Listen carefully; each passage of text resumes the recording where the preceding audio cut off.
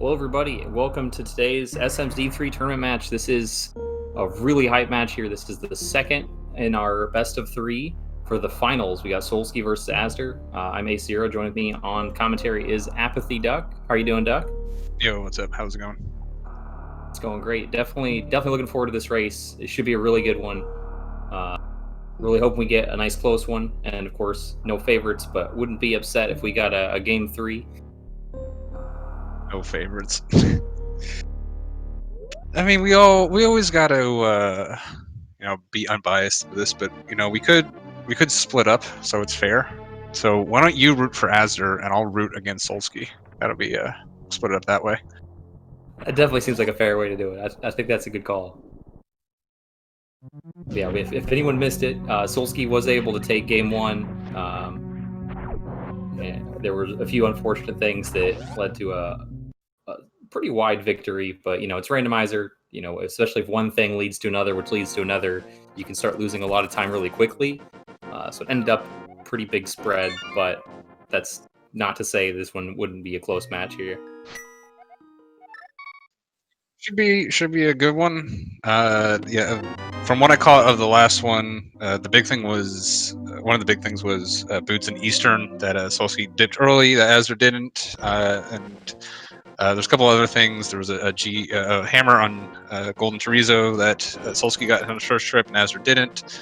They kind of had like different equipment early on, and like it was one of those ones that both their routes made sense from what they had.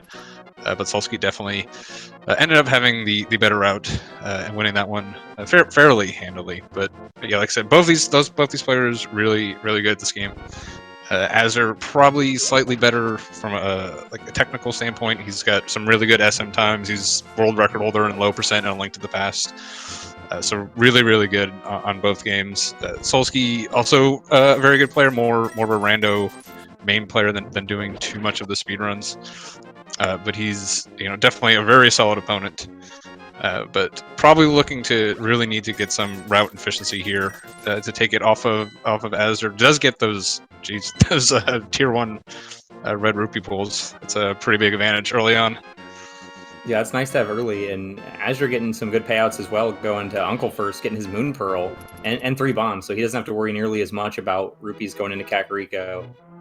He'll possibly do another tier 1 tree pull himself to get at least one set of those red rupees. But even if not, he's got a bomb, so he's in okay shape.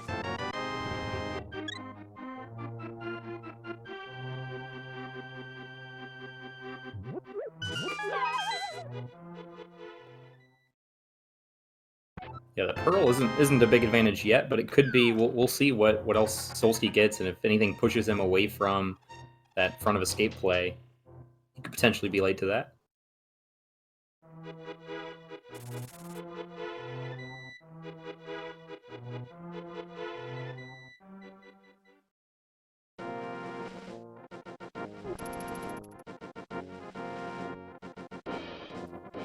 Both are heading to Kakariko. Usually, at least some stuff here. We did find at least one power bomb pack. So definitely something we're looking for early. So looking for missiles, supers, and of course the morph ball.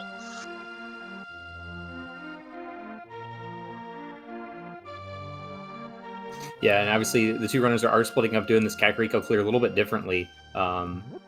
Assuming that azder gets enough rupees to be able to check Bottle Vendor on the way down, he's going to have the more efficient route here just by having those bombs in hand.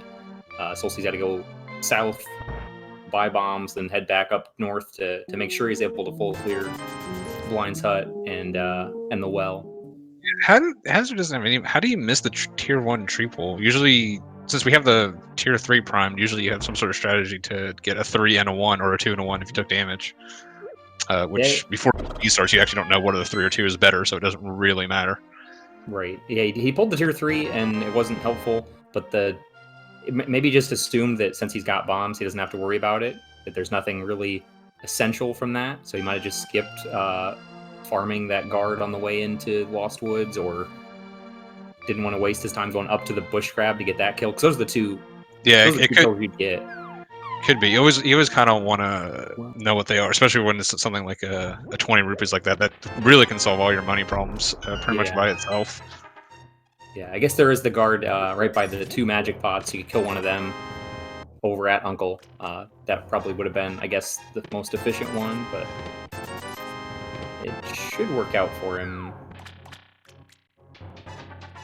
Actually, maybe not, because now he's got to make the choice of does he buy the bottle vendor item or buy bombs with his 110 rubies. Fortunately, bottle vendor's just a shield, so he's not going to be missing anything there, and really nothing else except for that powder of interest. Yeah, it could be an early Dark World seed, maybe a buried morph, which would be good for Solski because it'll force him to make that Eastern play as soon as possible. Honestly, best case scenario for Azure right here is finding this morph ball. That will maybe push Solski away from doing escape for a little bit.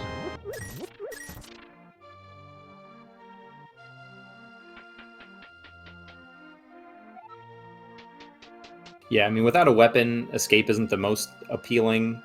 So until we get like a sword or hammer, Solski might not want to do that anyway. Obviously, it only takes a handful of bombs. I believe is it 5 bombs to get through the front?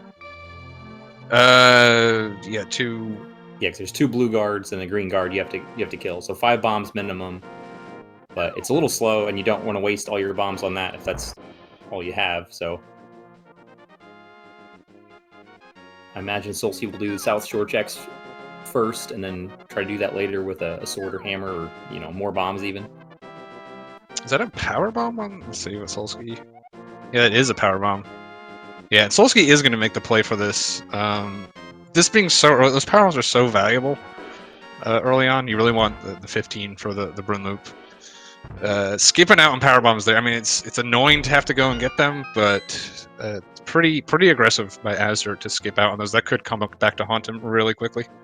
Yeah, that definitely plays to Azder's play style. Like if you watched him play, you might have noticed he does a lot more aggressive plays, I think, than some other runners, more so than Solski. In particular, when it comes to skipping like safeties or hearts. Yeah, there's a difference between skipping safeties and skipping power bombs early, though. Like that can really, like a heart. As long as you're confident in your ability, the heart's not really going to speed you up at all. Not having those power bombs can slow Azder down a lot if he doesn't run into more soon. So that is very aggressive early on. Yeah, I mean, with how empty Kakariko was, I'm actually a little surprised that neither runners went and checked the race game blind. Just because there's so many things that could still be at least marginally helpful, and it's only a little bit longer to check it blind rather than with no weapon. Bomb management is very important too. So you really don't want to waste a bomb on something that's just nothing when you got to do like this mini Moldarm cave, something like that. Generally, I need a weapon for me to want to do it blind. Yeah, is that's my a good main point. determining factor. Yeah, and Solski did only have 7, which isn't a lot to spare. Azure at least had a full 10, meaning that he would still have plenty for this mini Moldarm, which, interestingly enough, the mini Moldarms drop bombs. They're in that prize pack. Early wave beam is really nice. One of probably the best beam in the game. It's going to solve most of the not having to deal with the little pea shooter in Super Metroid. So nice to have that early. Yeah, it also obviously these guys don't need it for the logical ability to check a couple things, but knowing that it's in logic is kind of nice. That might be their access to Crocomire, might be their access to the Wave Gate locked E-Tank and Pink Brinstar. So it's nice not to have to worry about that logic and piece things together if there is progression behind it. And the main thing with Wave is if you do upper north area, you're pretty much always going to do Croc if you do it fairly early. If you do a little later, then it's going to be a little bit more of a judgment call. But if we see like a Varia or something, I would definitely expect it to push him down into Croc. Yeah, I agree. Looks like Azure walking out here is going to be doing a fake flipper to the Hobo. He does have the Pearl, so I guess he might do the Waterfall Cave as well. Not enough rupees for Zora, but he can check the Waterfall Cave and at least look at the item on the ledge. Yeah, Zora's out of logic though, so it's not that scary to miss this. Mm-hmm. You do the one thing with the Moon Pearl sometimes that is kind of hinting that you're going to get an early Dark World, which Glove is generally going to be a part of that unless it's an Aga. So Zora may become in logic sooner than later, in which case you're going to have it pretty hard to isolate it. Yeah. Yeah, I do like this play though by azder, just in general, like knowing that he's got that Moon Pearl and Solski probably doesn't. I don't know if Solski does the same opener every time. If he does, azder may be well aware of that and trying to turn this into an advantage right away, even if it's out of logic. Yeah, 300 rupees there. That's good for the Zora check. It's not going to be good for azder because it's still not quite enough.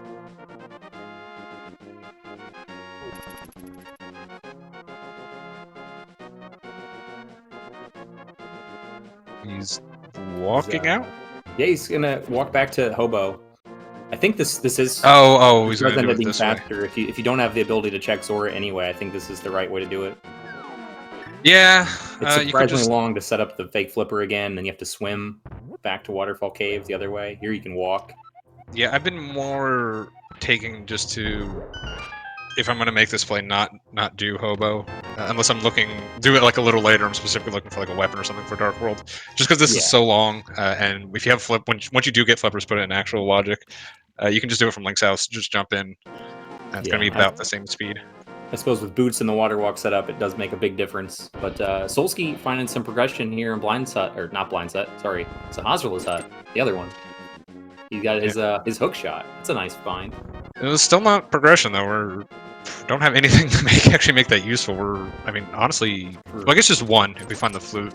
So that might be an early flute then, because otherwise that thing is just or Morph Ball, of course, would also get you up to Death Mountain, which at this point is looking a little more likely. We do have that Moon Pearl with nothing else for Dark World. So usually when that happens, that means you're probably gonna run into Morph soon. Just because Morph opens at so many locations, puts a lot of places where the rest of Dark World aspects can be. Right. I mean, the flute does open that as well. Or did you say that? I think you might have said that. Yes, I said that. My bad. Yes, the flute gives you Death Mountain access. And the gloves. I mean, at this point, I would be surprised seeing both gloves and lamp to give us logical access up there. Oh, there's Screw Attack. Everyone's least favorite item, but least favorite opener. Red Cane in Eastern. So Solski again making this Eastern play. We'll see what azder decides to do with this, depending on what he finds down in here. Eastern did bite him yesterday, so we'll see if he kind of gets trapped into fighting the last war. That cane is either real big or it doesn't matter. It's very likely the bow could just be somewhere else, especially not behind Red Cane. Red Cane's such a late game item that it doesn't really help us right now, so could just find the bow, and then azder will come in here at some point. Yeah, and as mentioned, azder is having a little trouble with his bombs here. Missed the hit there, taking the extra time just to menu and stun the guard to be sure that it hits him. Yeah, and this stuff is out of logic too. Oh wait, no, we have the extra key. Never mind. Yeah, the key was the Sanctuary, so this is all in logic, including Zelda's Cell.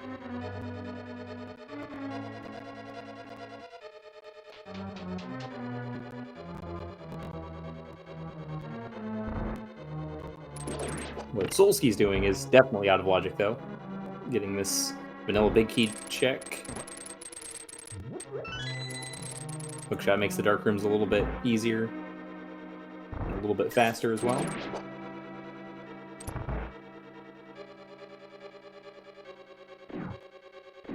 Alright, so I think we're at the point it has to be that Screw Attack, from what we've seen. Now, it could be like Lamp, and then this is going to be Morphball, but it's not. Yeah, we did have a Gina as well. That's, I think, the only other thing. Yeah, so it looks like azder not trying to fight the last war. Does get that Screw Attack. Is just going to head straight into SM. Is going to check. I don't know. I don't like doing this.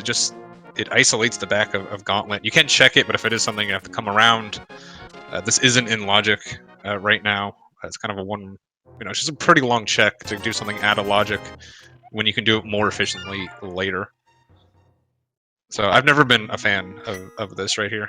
Yeah, especially without the E-Tanks, you notice that as you're taking just a little bit of time to wait in a couple spots there just to make sure it doesn't dip in the acid for too long, because that gets your health down really fast. Yeah, Azer's not gonna have any trouble getting through there, but you do have to play it slower to get through. You can't just, if with a little more health, you could just kind of run right through it. So he'll have to check back of Gauntlet later. If it's nothing, then it's not gonna be too bad. But if it is something, then you just kind of wasted a bunch of time there. But Azure does have those 15 power bombs. I was musing before about power bombs being needed. Does have enough for when he finds that Morph Ball will be able to do the Bryn Loop with, especially with Screw Attack. Screw Attack lets you skip some of the power bombs you have to use.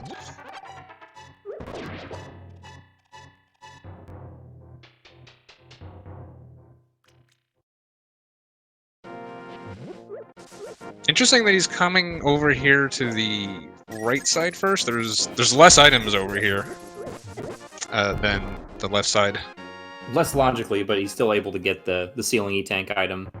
Yeah, just with that, if you really think that Screw Attack is your progression, more likely than not, it's going to be the other way. Yeah, so it is going to be the other direction. Might be able to steal something here in the ceiling. Yeah, this tends to be a pretty common play, though. I kind of agree with you that there's more things on the other side, but very commonly you'll see runners do the Blue Bryn first. Maybe just because the fact that that Morph Pedestal is Sphere 0 or Sphere 1, it's available from the beginning of the game. I think that would be very punishing to leave behind if that had your progression. And it is a little bit quicker, I guess, than getting all the way to, like, Pink Bryn Star. Yeah, that's true. It's going to be... And then how many in pink? You got Terminator. You can sequence break under the bridge, and then two... So I guess there's really only... With Screw Attack, there's really only one more item the other direction. Three items of logic versus two. So yeah, that does make sense. There's a sword. Still not really helpful for us.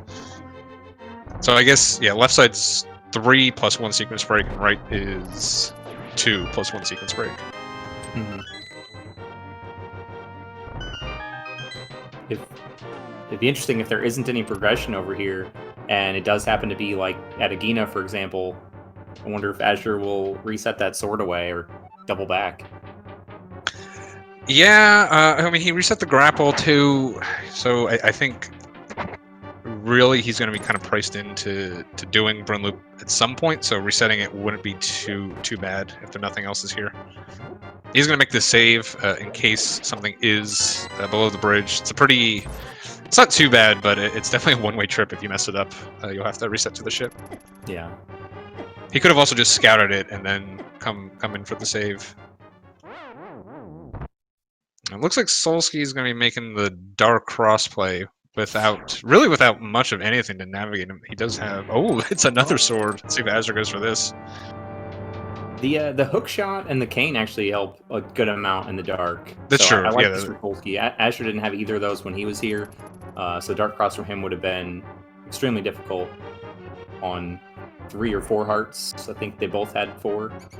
Yeah, I agree with the play. It's just going to be a little tricky. But yeah, we definitely expect Azure to find something. It's going to be funny if it's the lamp that's putting all this dark cross stuff in logic. Nope, it's the Morph Ball. Yeah, so I would expect Azure to make a quick double back here. I was going to probably pick up the Edakun's items as well as going back up to early supers. It's always an annoying Morph Ball location, but it's one of those locations that like your opponents pretty much have to do the same thing unless they want to be very aggressive. So from a race setting, it's not too terrible. Yep. And looks like that dark cross item was nothing. Well, Azure picks up an E-Tank too. That's probably pretty welcome. Pretty much out of one-hit KO mode from the side hoppers here. Yeah, I'm actually surprised he came all the way down here. If he is going to go back up. Just a little extra walking. Yeah, and this is the reason Solski's item set is a little bit annoying. This Dark Key Rat, pretty bad to take care of with anything besides a sword. Sword, you at least have the, you can just kind of spin it. There you go, he finally gets it. See if it pays off for him at all. I don't think there was anything in Dark Cross. Yeah, Dark Cross was just 3 bombs. So we do have 3 items, though, in these checks. We did see the map already, and of course the small key.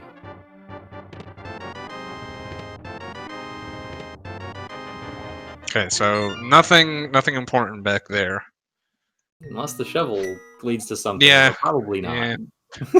It's not going to.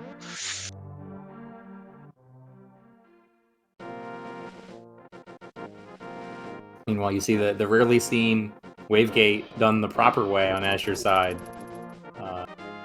Took him just 2 tries to get up there. Sometimes it's done so often the other way that it's easier to do it with super missiles. Yeah, it's pretty easy actually if you have charge, because you can buffer a shot. It's a little bit more annoying without it. Yeah, so right now Azer's got a little bit of a lead. The one big thing Solski has is that Cane of Samari in Eastern. But that's really only going to be a benefit for Solski if Bo ends up being specifically behind that red cane. Otherwise, as of right now, it's pretty much a time loss from having to get that. We'll see where Solski decides to go, whether he decides to go to the left side first or to the right side.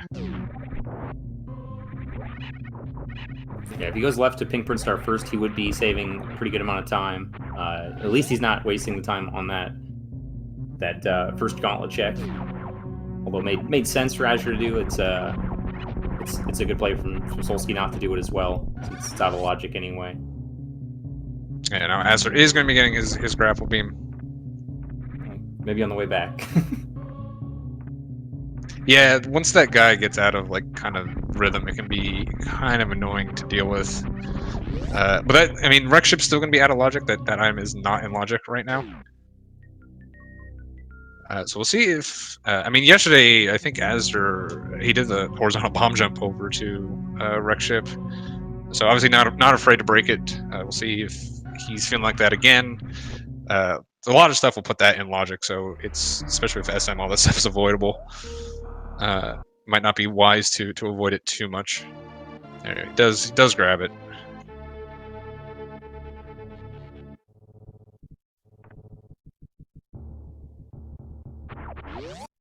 Yeah, I'm interested to see if he does take that direct ship or.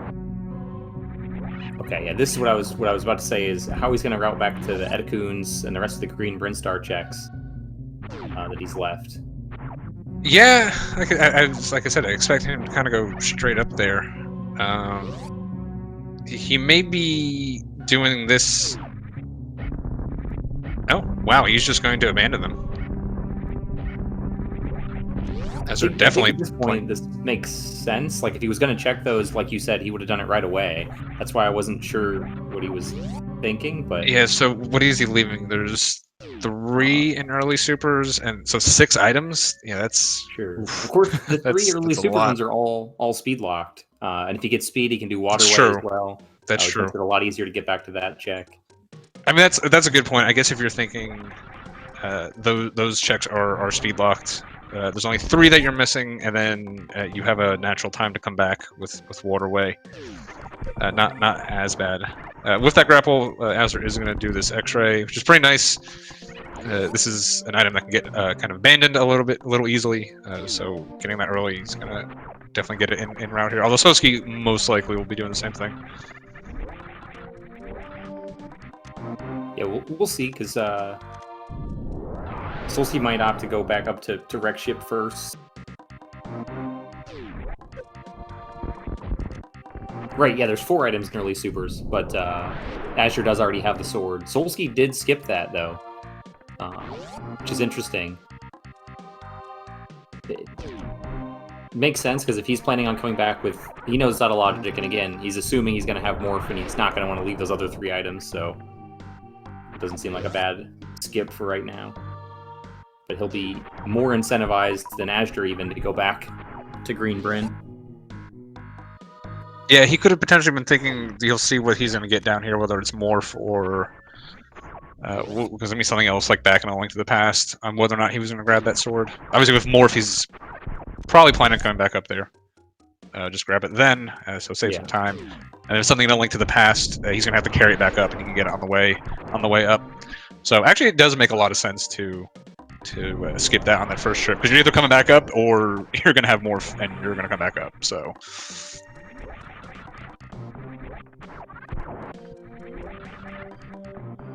Oh, right. I can't count.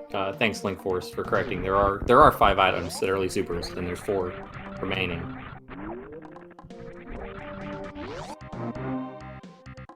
Oh yeah. The secret hidden one behind behind the other one. I think the one I mentally didn't count was the reserve tank.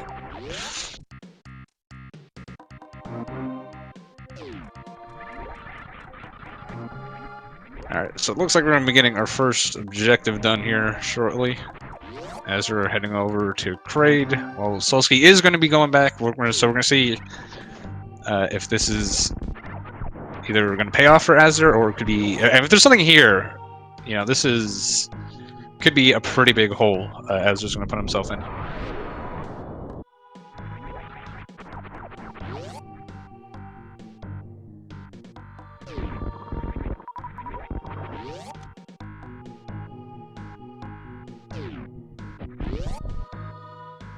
Well, it's nice to have.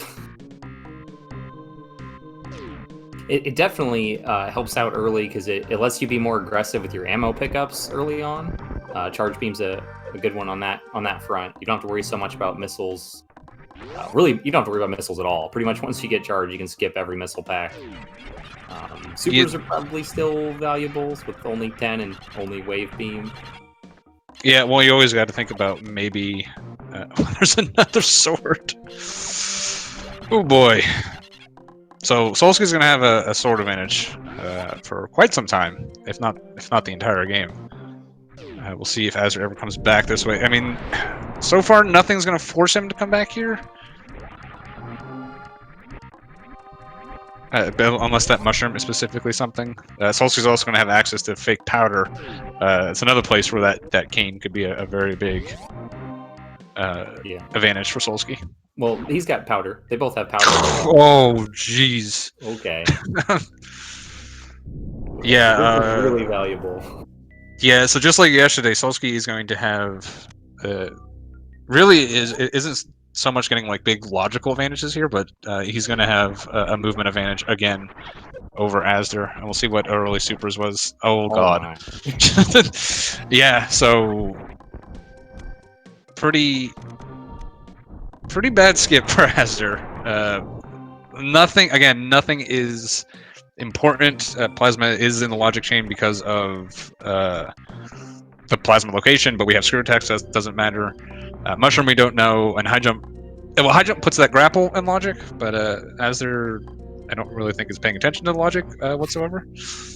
No, but he's getting a lot of good stuff here at high jump. You got the he is mirror and the gloves. Yeah, and Solski is real close to that Dark World access. Coming back up, so he's going to be isolating the rest of the retro checks. So ending up kind of skipping just as much as Azder did. Kind of in a different order, though. I think this is our first look at back gauntlet as well. Well, Solski could go down... I don't know if that would make the most sense, but he does have the option to either go down Retro Bryn or maybe pop back up after going down the Red Tower and checking... Going to Retro Bryn from here doesn't make any sense. He was right there. The only thing he really... Yeah, he's going to... So he's checking the Bomb Chorizo item here.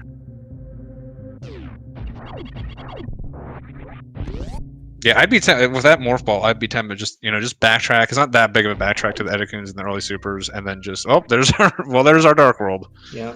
Okay. So Azder, I would say Azder's gonna get that soon, but is he? He's got all of East Death Mountain. I imagine he'll check that while he's up here. Yeah, dude, East Death Mountain. Oh, he doesn't have the hook shot. Actually, never mind. He can't do East Death Mountain. He can just go to Hera without a fire source. Oh yeah, or a weapon. Oh no, he's got swords. Never mind. Duh. And he doesn't have the hook shot to do the Hera pot to beat it either.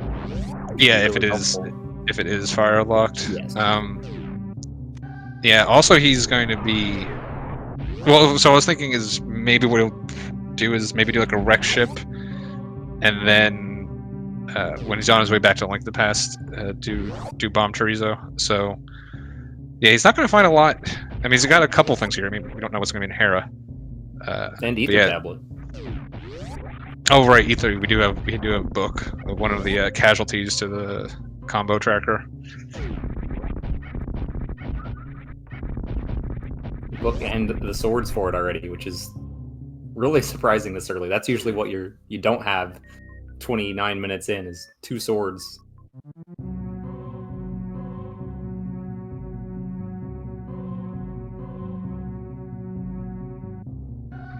So Solski this is a really odd route. I mean, what did he really gain from going back up there?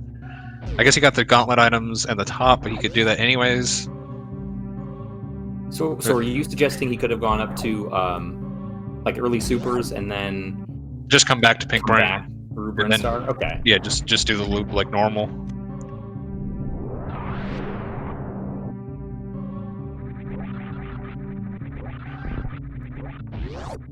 I mean, you got to think you added 2 elevators this way, right? Yeah. Which are pretty big. Pretty big. You added a couple, the rooms. I mean, he was able to check Gauntlet, but then you can just do, Gauntlet. Just check Gauntlet front because he still hasn't checked the front. Just front, do Terminator or the back, and then come back out, and then maybe clean up like bomb trees or something. So yeah, interesting. I'm not quite entirely sure the thought process behind that routing, but I mean, it's only a couple seconds either way, honestly. Pretty much whenever the morph falls there, it's going to be annoying. So yeah, no, I agree. And we do see Azure finding nothing whatsoever in Tower of Hera. You got the compass and the small key, so it is fire locked logically. When Solski gets up there, depending on what he has, he might opt to do the Hera pass since he's going to have the hook shot. Yeah. Oh, I guess I see what this it's gonna allow him to go straight to Kraid right after here. But that does isolate the top of the red tower checks a little bit. Pretty much have to just dip those after wreck ship. Yeah. So I mean, either route probably comes out in the wash, honestly.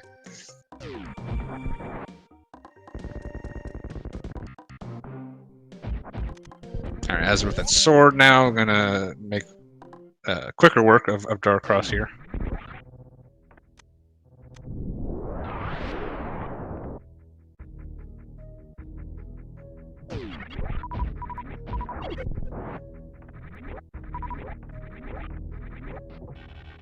Solski with a few more E-tanks for X-Ray too, so he doesn't need to be quite as safe as Azure did with his... I think he had 1 E-tank and not even full health after it when he did this check. Yeah, one of those yapping maws grabs you though. It's still going to be pretty dangerous right now.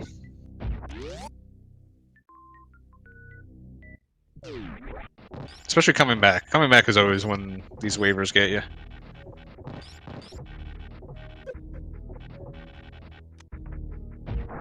Does a nice job of it though, getting back.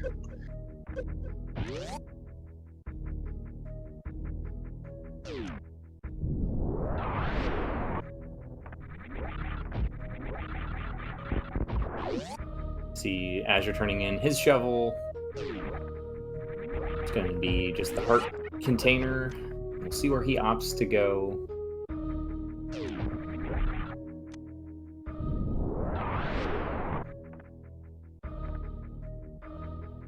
It's looking like wreck ship's the progression, right? Is there... I mean, we have Dark World. We have Dark World access. Oh, that's true. It's not... Yeah, each of them have a different glove, but with both of them, they do have Dark World. Yeah, I would think for...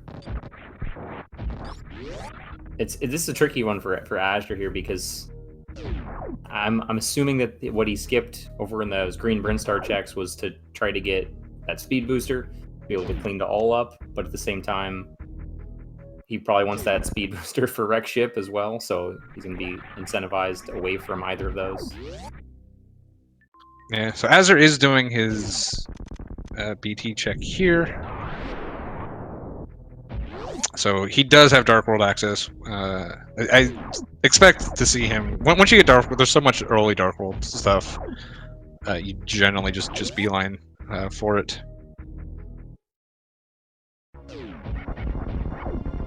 Yeah. Kind of punishing azder. So far, it hasn't been too big of a deal. Yeah, you say that. There are a lot of checks in Dark World. I absolutely agree, but at the same time, what they have, I mean, there's not a quick way to get in with just mitts, no hammer, no flute, no boots. Yeah, but you have the big thing is you have mirror, right? And that's generally when you're doing like the south high roll checks. Generally, the mirror locations are the ones you're going to abandon. You can do Smith sequence right now. Smith sequence with mirror is pretty good. I mean, you always, I think all of us would just want to have boots and, tempered sword and all that stuff early. But, I mean, it's either that or kind of a unappealing wrecked ship check for azder. Azder is going to be cleaning up these checks now. So I think this is kind of smart. He knows he isolated this stuff. Doesn't want to abandon it for too much longer. Just going to come back and finish it up.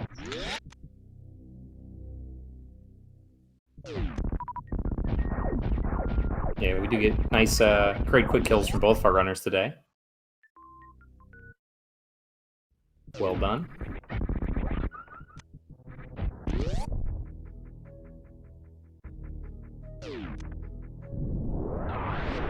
Yeah, I guess the biggest attraction for not jumping into Dark World right away is the inability to full clear any dungeons is kind of a detractor. It'd be really nice to be able to do all of Thieves Town or potentially all of Skull Woods when you first get to Dark World. Sure, but any other play you make right now, right? You have the same problem. Like Norfair, you can. I mean, you're hell running it out of logic. Wreck ship, you're leaving. Well, it's still out of logic with that high jump being the only thing putting the grapple in. So yeah, you could do, but I mean, wreck ship sucks. Like, no one likes wreck ship, so I don't know. Delaying Dark World at this point seemed pretty sketchy.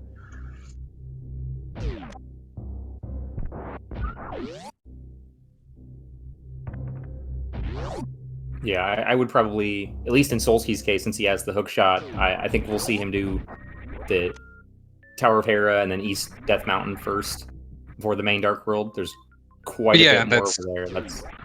That, especially with mitts, he can do he can full clear everything. So yeah, I definitely think that's a smart play from Solski's side. And at that point, you'd only have to come back to Turtle Rock, hopefully at the end. Does risk abandoning both Spike Cave and maybe Hera Basement, though, if there is an item there.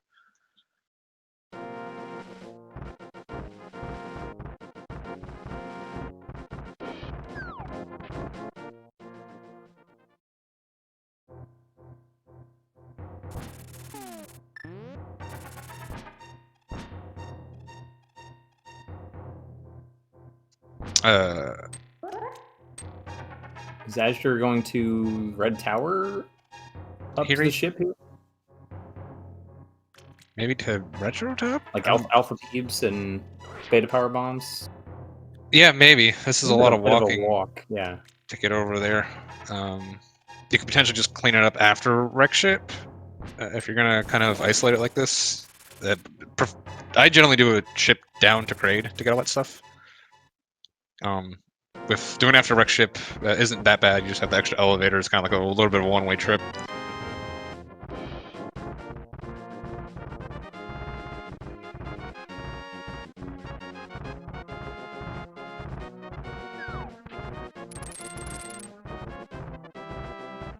Yeah, so we'll see if there's anything. Yeah, looks like you're right with this red tower. So we'll see if there's anything big on this Death Mountain, either light or dark world that azder was unable to get. You got, I mean, there's so many. There's 6 in Paradox Cave, 7 Spiral Cave, 2 in Hera. That's 9, and then 6, 15. There's 15 locations over here at least. 15. Spiral Cave? I don't think I counted Spiral. Yeah, I counted Spiral. It was Paradox plus Spiral 7. Should be and 8. then Ether. Yeah, there's 7 in Paradox, plus the 1. That's, yeah. Oh, and then Spectacle Rock, top and bottom. Yeah, it's quite a few. Yeah, it's a lot. And if you can do all of it at once like this, it's a pretty big advantage. There's just so Yeah. much stuff. Like, you're not gonna do this unless you have like a very, very, very late hook shot, something like that. Yeah, I mean, and Mirror is super helpful too, because he can even do like Floating Island, and he can do the Dark World. Like he's using his portal here really smartly to be able to do Paradox, then fall straight down, climb up Super Bunny, then finish up Hookshot Cave, and then back down Spiral after Hera. Like it's even better with Mirror, even if you could do all these stuff with all this without it. This is really nice. And Mirror without him go straight to Hera too. Where before he'd have to like come up the. Well, I guess you need Mirror to come up the other way, anyways. True.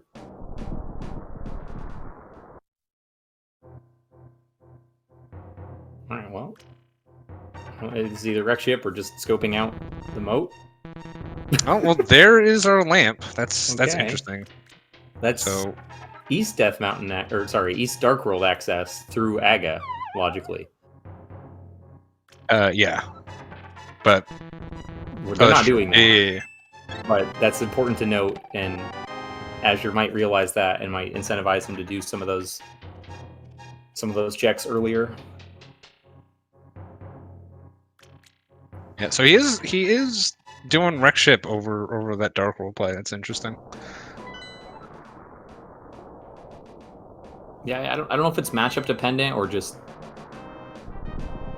the overall efficiency. I don't know. He's gonna be skipping less items here, but of course, like you mentioned, it is slow. Wreck ship sucks.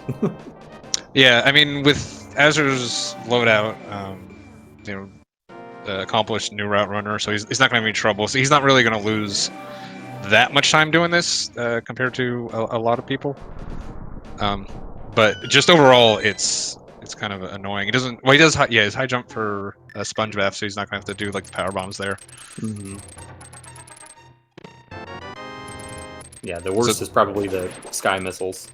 Yeah, slightly low on energy, but this is about what you'd have coming in here on new route. And actually, if I had 200 energy, that'd be great. Well, there's speed and gravity for Solski. Speed and gravity, so everything's back in logic for Solski. Yeah, that also puts. Oh no, I guess we need flippers to get over there still for that. But does give you another way of getting over there to the pod area. Oh yeah, through the Meridia portal. Yeah. Good call. So yeah, hopefully for Azure's sake, hopefully he gets that hook shot somewhat early.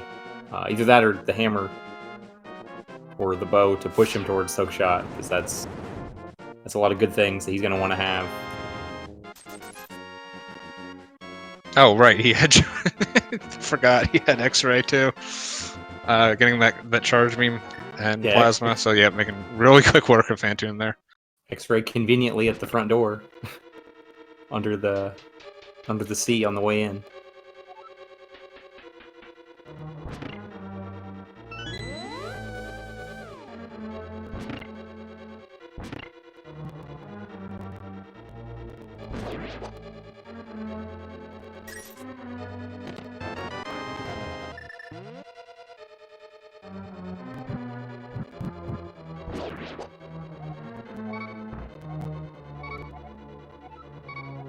Solski setting up for this Hera pot.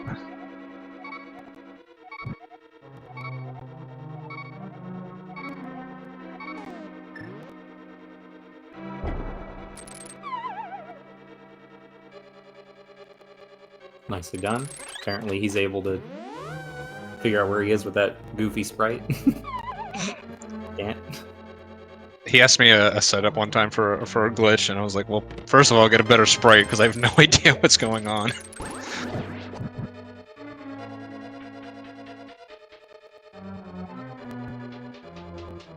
It looks like Azur's going to be going for the save scum here. With his loadout, definitely makes sense. Without Vari or anything, that Spiky Room of Death is not just a name, it will kill you.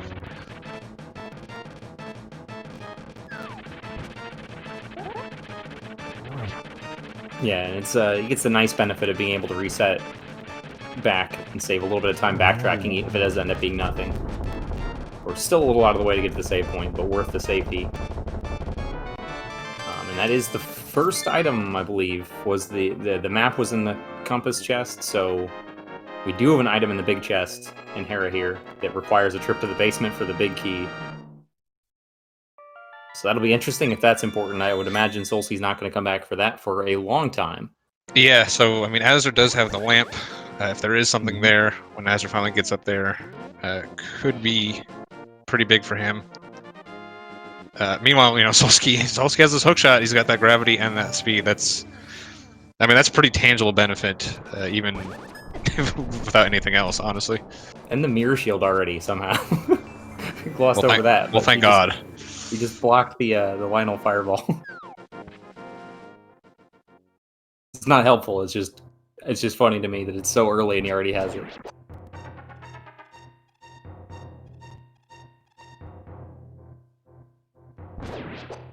Okay, so Azder is skipping the top of Rex ship. He's not going to sit through the bowling cutscene. He's not going to do the sky missiles without any good movement items, which is I really like this play. Since it's out of logic, it makes sense not to sync the time right now, and it's not really that hard to get back to with a reset to the ship at some point later in the seed when it becomes in logic for him. Yeah, the only downside is, like, a lot of times you'll make that decision if you found something big early on. You know, maybe, you know, thinking that's your progression in there.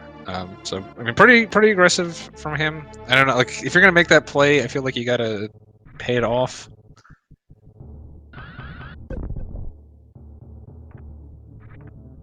Nice shine into the ship there from Solski. He's just showing it who's boss.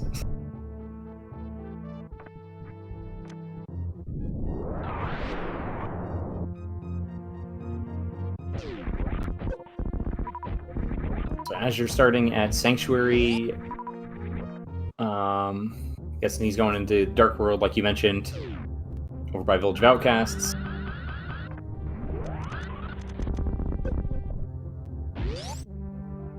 And kind of glossed over it. Our tracker, Link Force, did a good job putting all the Crystal and Pendant dungeons on there. When we saw the map check, we didn't mention it, but we do have Pendant Thieves Town, which I know a lot of people dislike. Yeah, I mean, it's not. At least it's without the hammer. I guess it's not too bad. Now that the decision of doing Thieves Town without the hammer kind of gets taken away from you. Probably see like the first 4. But we got a lot of overworld checks here. But I mean, you know, this can all be nothing with the amount of stuff Solski found in that Dark Death Mountain or in Death Mountain. Just it could be, you know, next part of the sea wants you to go to Meridia, or it could be top of Rex ship. Solski does have that speed booster. Like I was saying, that was one of the reasons you want to avoid doing Rex ship, because you can abandon that. Solski's not going to worry about that. You can just full clear everything right here. Yeah, absolutely. Yeah, Solski grabbing X-ray too. I think both runners had the same reaction. They wanted to turn it down, but then realized that they have charge and plasma already, and it's going to be worth it.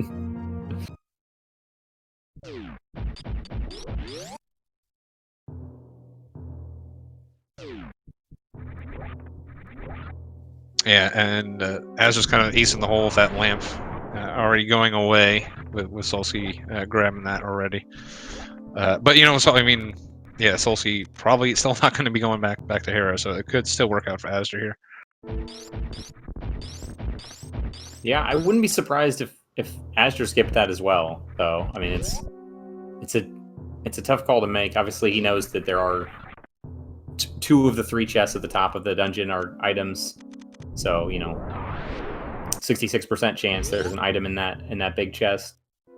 Pretty. Well, he didn't finish Hera at all, did he? Right, but he knows that there are 3 items on top because he knows that he didn't get an item yet. Right.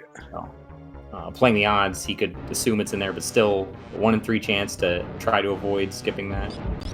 Well, we're not getting silvers today. You know, I think that's probably fine for both our runners. Yeah. Since they already have tempered, especially. and blue mail, so they're plenty safe for the time being. If they want half magic, we did spot that as well. A Croc escape probably won't get picked up, but you never know. If they end up doing Croc anyway, they might. It just depends on what your route is. If you do like upper Norfair into Croc, you're just going to exit that way, and then you might as well just pick it up.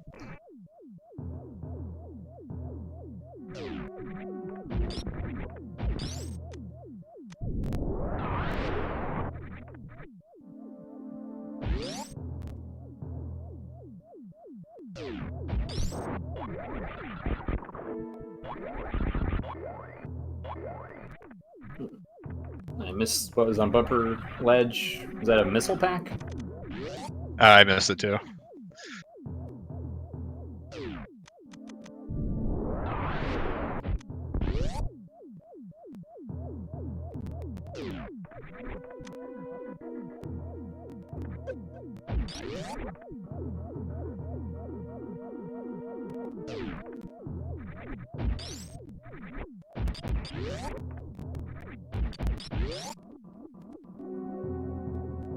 Yeah, Solski also going for the safe scum. His item set's a lot more comfortable to get through here.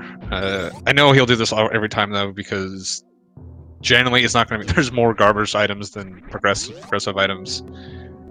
So on average, the safe scum is faster. Just it's slower when it actually is an item.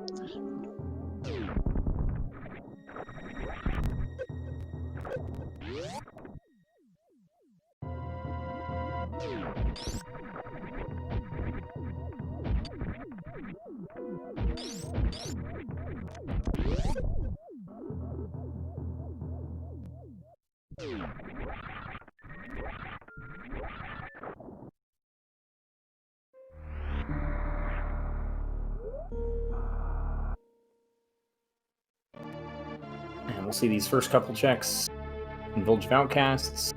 I imagine Azure will check.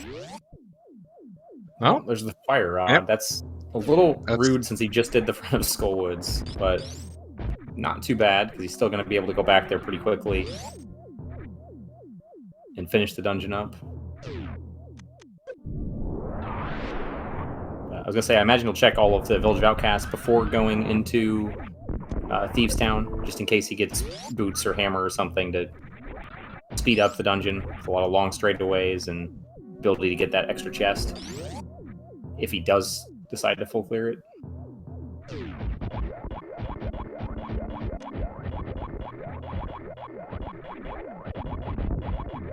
You know, I'd brag I taught Solski how to do that attic, but he messed it up, so I don't know if I want to admit it. Just a little. Still pretty good.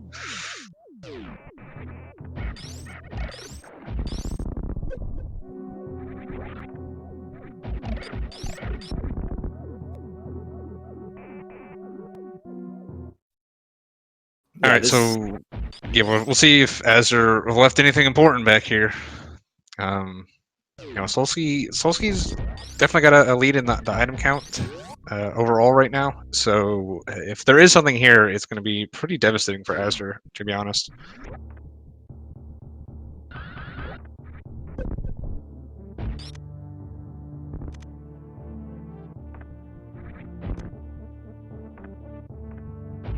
All right, so far so good. Only 2 items left, right? Yeah, we already checked. Yep, he scoped out nothing at the Wreck Ship Reserve location. Yeah, so this could be some time in Azure's pocket. Yeah, which is what he needs with, at this point, having less movement items. He's missing a lot of things that aren't necessarily super out of the way that Solski got, but still missing them. You know, it's speeding up Solski's checks by having speed booster, especially.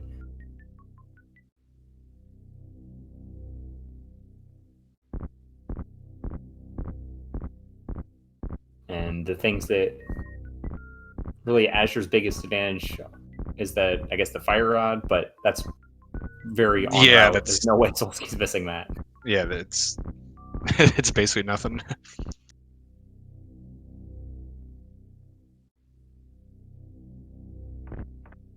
It really, one of the big like with putting off Sasha, Ezra's probably not going to want to go back there to at least bow, preferably bow and hammer, so he can do pod and Eastern at the same time. So really, Azure needs both those items to show up sooner than later here. But with with Meridia being unlocked, they're they could very well be there, or they could be in like Norfair if we get like a Avaria in Meridia.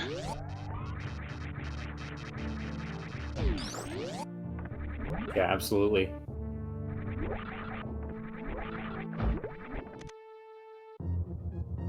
I mean, even worst case scenario, we could have a bow in, say, Misery Mire or something like that, or Yeah, I mean, if that bow is, like I said, if that bow is behind Kane, or even just in Mire, which you don't want to do Mire without the Kane, right. Definitely that early Eastern dip is going to be very, very beneficial to Solski.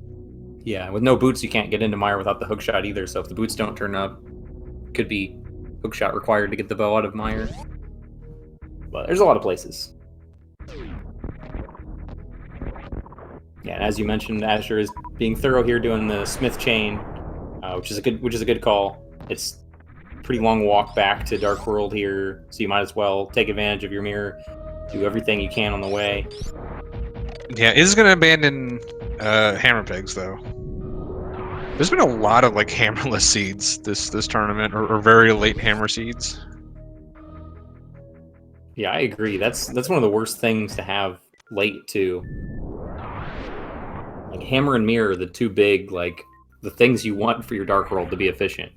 Yeah, the really weird thing about hammer is it really doesn't specifically block all that much. Like you get it early, like something that'll give you like Death Mountain access sometimes if you also have mirror.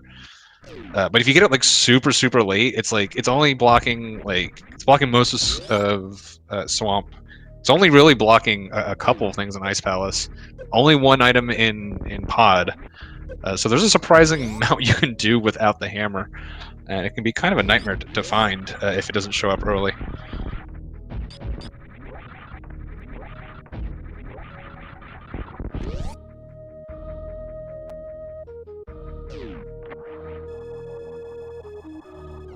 Chat us to sliders.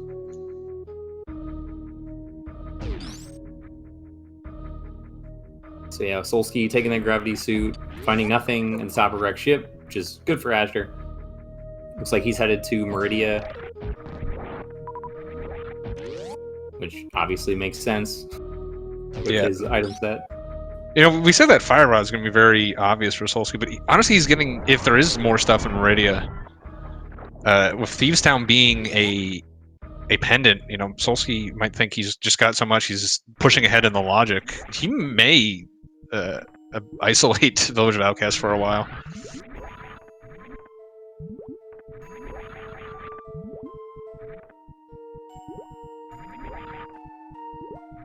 Solski having a little trouble with this Shine Spark.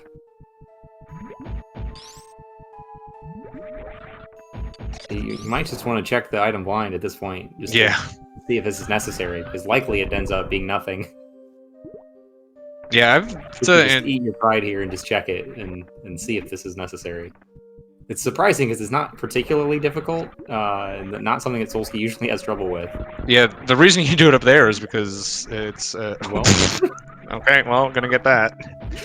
I guess he's got to do it anyway. Gets the Moonfall though. GG.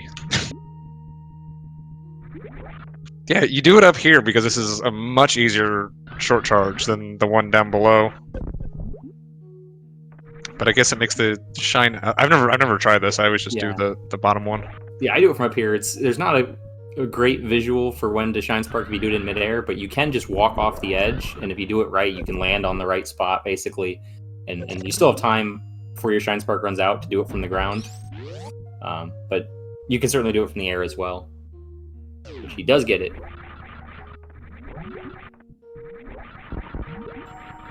And looks like Flute and Spring Ball, so both nice items to have. Flute may be required. Ain't getting that. Yeah, no reason for Spazer when they already have all the other beams, in particular Plasma.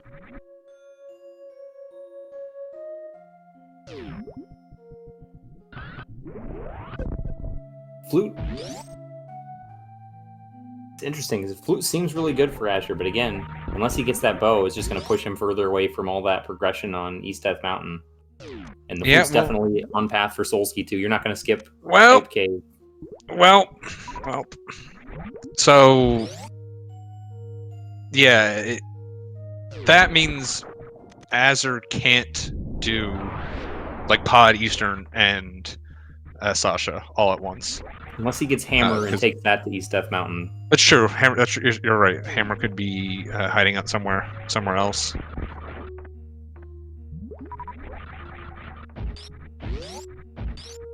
But yeah, it's unlikely. And even if he does get Hammer, that's... I don't know, that might not be his first choice.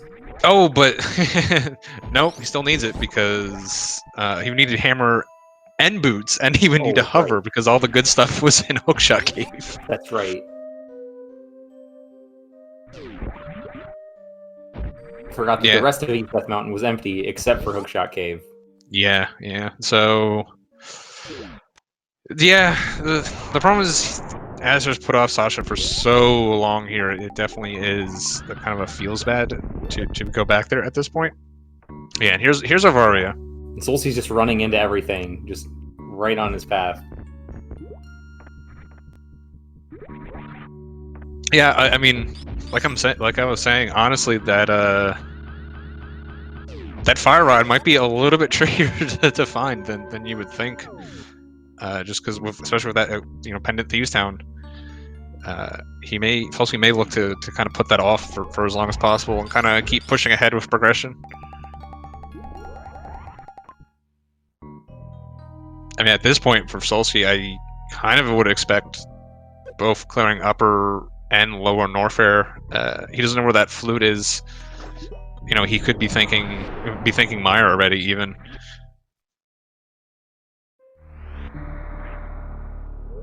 Yeah, he does have one fire source. He's got the lamp, so he can for sure full clear all of Meyer as long as he can get in. We don't know what the downing is for it. So, like I've said this before, but it's a much less risky play. Well, yeah, it's a less risky play when you have Flute because Mitts are going to show up eventually. Flute may or may not. So we'll see if Solski decides to do it, because if it, in his mind, it could be a Lava Dive Access Meyer. We know it's not, but Solski's going to need to get over to that Hype Cave to actually find that out. Well, there's a Bombo, so that's going to make it 2/3 of a chance. He's probably just resetting this to check the other sand pit before coming back.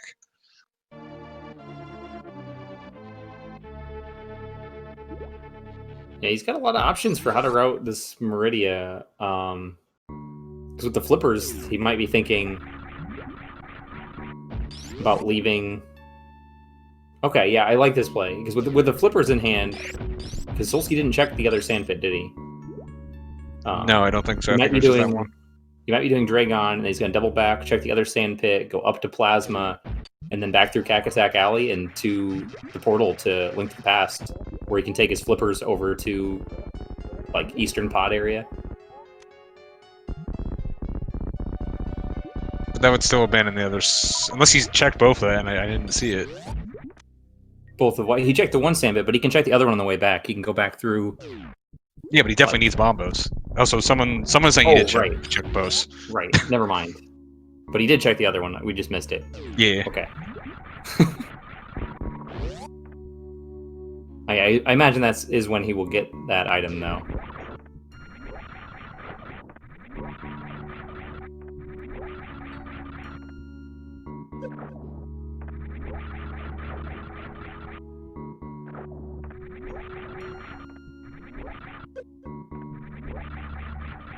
Yeah, I think the other option there is with...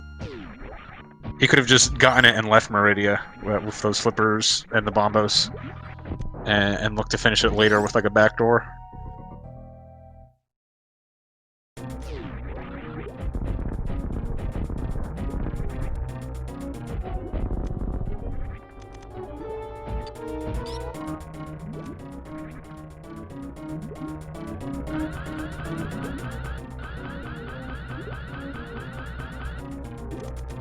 Alright, I missed the requirement for Misery Mire. I don't know if Asher got close enough to see that. He is checking out Desert Palace. We're going to see if it's boots locked right away here. Yeah, it is a pendant though, so even if it is, not a big deal. We'll see if he decides to steal the key here and get the items on the right side. I imagine not with an item coming up in that chest there. I think if you get 0 items, stealing the key is a lot more appealing because you could potentially get 2 things out of it. Right. Stealing the key now would just be maybe 1 item, but yeah, it's not a great play. It is I mean, I think it's a little bit more appealing for being a pendant. It wouldn't ever have to come back. Oh, for sure.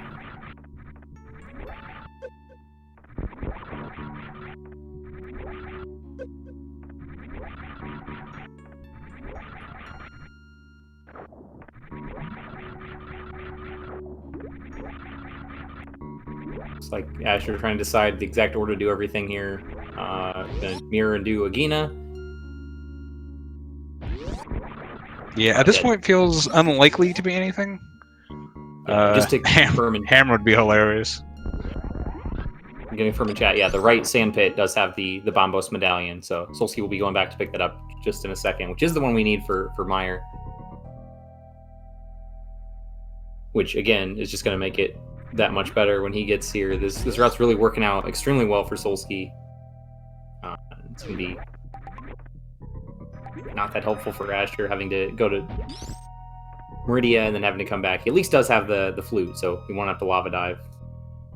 Yeah, the flute and the Fire Rider Azer's two big advantages here. Like I said, if Solski wants to try to get aggressive and avoid Village of Outcasts, Solski's advantage pretty much all comes from that early, that early hook shot. All right, Azder is going to be dipping into here. Let's. He's a little low on health to actually kill GT here. I think he'd be okay. Yeah, he's Azder knows exactly how much health he needs better than I do, so he should be fine here. Especially with this charged, nearly full beam here. Yeah, cleans up GT without any issues.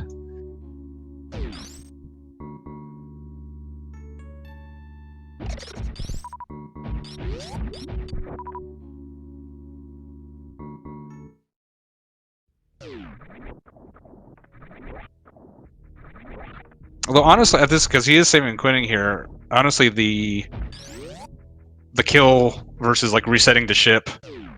I guess he did want to keep his morph ball bombs. I guess that's his only can fly right now. But isn't too helpful with speed or I guess he doesn't have speed. That's right. It's part of the hull Solski got. Yeah, exactly. That's the only way to get to a lot of things that require can fly or speed, like criteria power bombs. So this play for Azure right here. So he's going back to Tower of Hera. If he does opt to grab that big key from the basement and the item in the big chest, and it does turn out to be something good, then he's going to be in really good shape. Like the Ice Rod, for example, would be possibly best case scenario for Azure. That's something that Solski will almost definitely not be back for. Yeah, for a long time. I can definitely say he's going to go get the item out of the basement. Yeah, because he doesn't have the hook shot yet. That's right. Unless we go to full cheat mode and EG into that pot.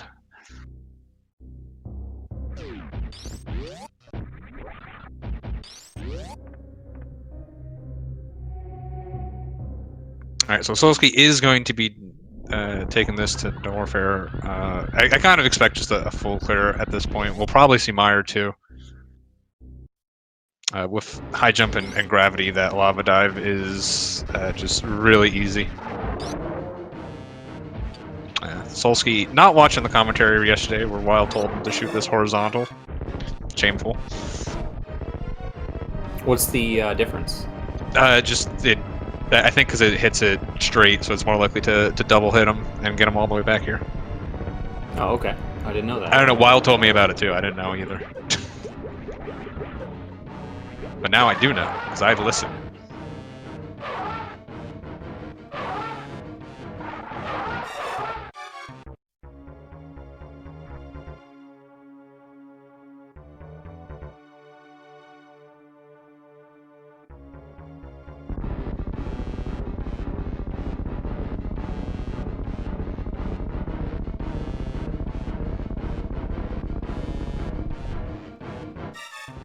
Okay, so this big chest is going to be the potential money item. If there isn't something here, Azder's going to need a little luck at this point to kind of claw his way back in.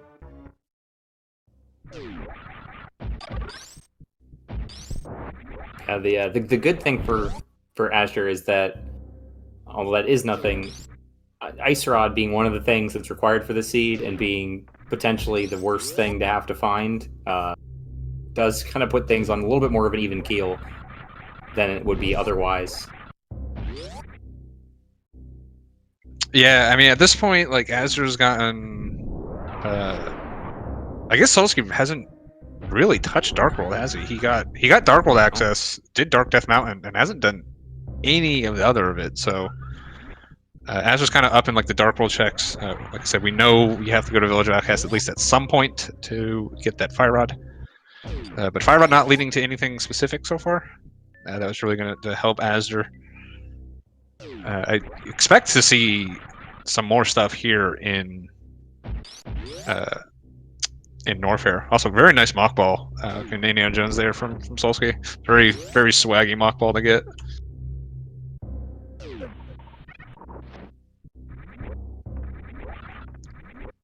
Oh, there's our fourth sword.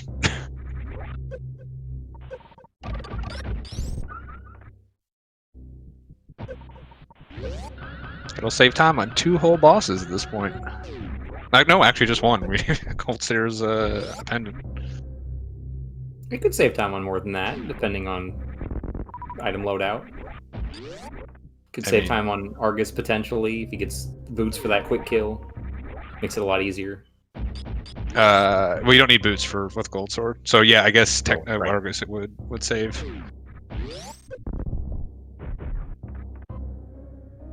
Yeah, all right. Azder finally getting his hookshot and his precious mirror shield. That really the main thing to get over here.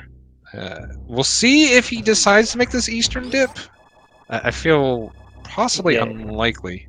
Yeah, he's just gonna be floating here. So it looks like he's not, which I think is a good call. Hookshot unlocks so much, and it is going to work out for him too. Obviously, we have some information that he doesn't. That he'll get the bow and be able to single dip that, as long as he doesn't do anything like potentially dip into Misery Mire without that cane. For some reason, that'll be really helpful for him. Yeah, I mean, really, the story of both these seeds has been there's been a Sphere 0 item that Solski got that Azder didn't get. This one, obviously, still a lot left in this one, but that has certainly been a pretty big advantage for Solski.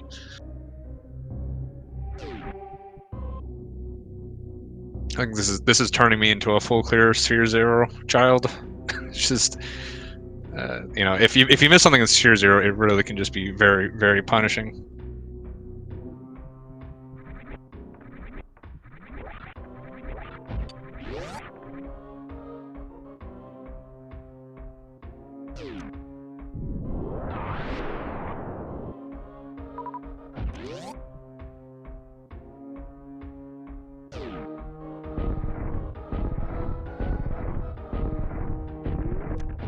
Solski having a little trouble with that green gate glitch, but does get through it.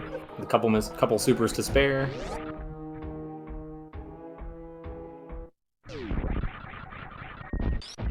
That can be a really big, feels bad if you run out of missiles on that, run out of supers. Yeah, so Azder's probably kicking himself a little right around now. Finally getting this haul. Yeah, that speed booster, that gravity suit. After that hook shot. Yeah, Solski again with the full beam here. Just gonna be clearing with his GT. When you have this item combination, definitely makes sense to. You don't really have to worry about managing your ammo for Ridley and GT. You can just full beam both of them, and just it's not an issue. No, oh right. He's gonna do this Meyer. So he is gonna be able to clear Meyer here as well.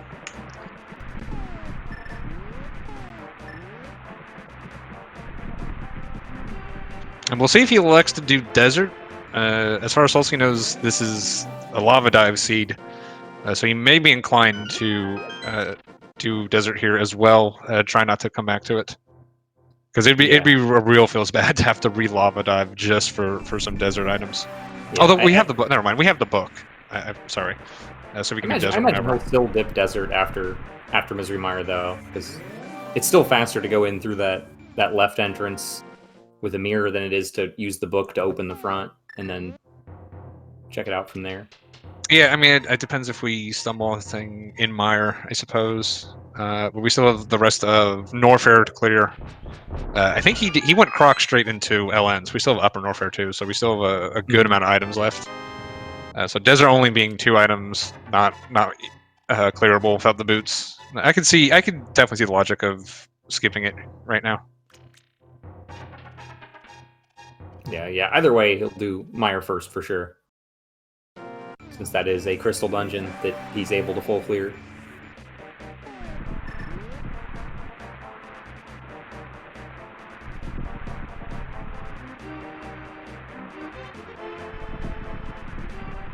Alright, and with that windfall of items up in Death Mountain, looks like Azur's going to be going probably back into Meridia as well to get his flippers and Varia suit.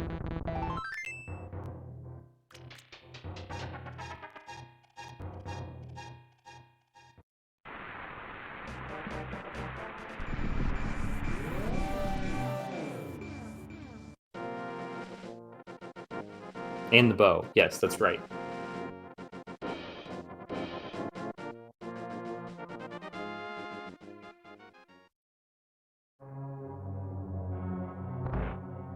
Yeah, the cane would not put Turtle Rock in logic without the hammer. It really is maybe not the best option at this point anyway. I would imagine that even with the hammer, without Ice Rod, it'd be tough with how many things are clearable for Azure to dip that. And we're seeing contrast the alternative, much more difficult short charge to get that Shine Spark item on Main Street from Azure, but does a very nice job grabbing that. Yeah, that one's really difficult.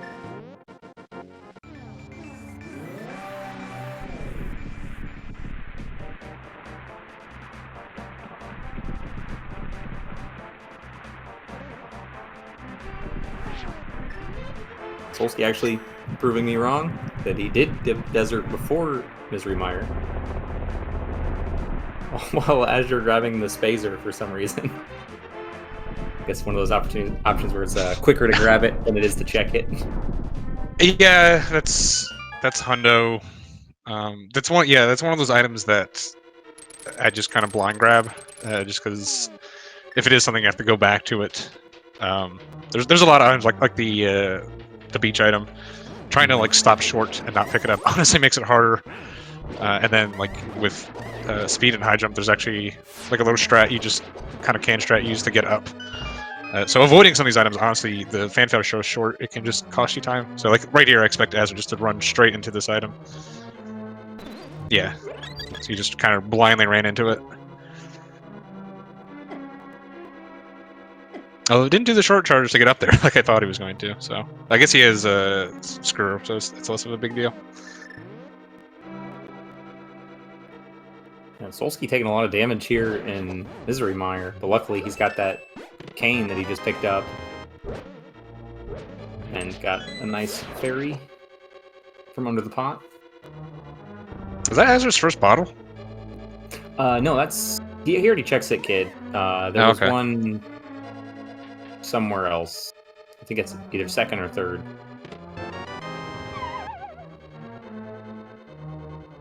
So yeah, I'm a little surprised that he picked that one up. Yeah, I mean, I've seen him finish the game on 3 hearts, Master Sword, and nothing. So Yeah. from what he's used to, this is just incredibly well equipped in A Link to the Past. Yeah, and really the second bottle, like, since it's not going to have anything in it, is not very helpful. Yeah, I've mentioned this before, but when I first saw the patch notes where it's like, oh, bottles are empty, I'm like, yeah, that doesn't matter. But it's surprising just like how often being able to get a bottle that just has something kind of takes care of like all your safety needs. Now you really have to go out of your way for them. But yeah, I do like the change. It does kind of adds a little bit more reward to like the skilled players in A Link to the Past. That people are going to have to go out of their way for safeties if they want them. Yeah, I like just how it affects the routing too, because it's not just about how aggressively you can play through the game now. It's about making sure to route in those safeties in a little bit more of a deliberate way. In particular, like the potion for the magic refill, the green potion from the waterfall fairy, is a nice one to try to like plan that in. If you I've literally never thrown a bottle in there. Oh, I plan that in sometimes. I think it's really helpful. Like if you have a bottle early on, you can maybe weight that a little bit heavier. Yeah, I mean, I know, like in Rando Ice Palace, without any sort of potions, can be a little sketchy, especially with doing an icebreaker because you can use a couple extra. There's not a lot of magic in there. Yeah, you can't even rely on the pen gators to give you the full magic drops. Nope. And you can't bomb clip through the walls. You got to kill the Freezord in the first room. Was that specifically at me? Just out of here. No, that's just something that's come up for me since I got used to all dungeons. Yeah, exactly. But then you go in there and you realize, oh wait, I can't do that. I have to use more magic than I'm expecting in this dungeon. Yeah. Well, and in vanilla speedrun, you're never killing the Freezors before big chest, which you have to do here. So yeah, you use a lot more magic. But yeah, I've actually gotten in the habit of picking up the bug net if it's a easy place to get it. Just because bug, with the empty bottles could be pretty useful, especially as a pretty good way of breaking a Spike Cave with the extended iframes on the fairy revive. Supposed to be picking up that same fairy the second time.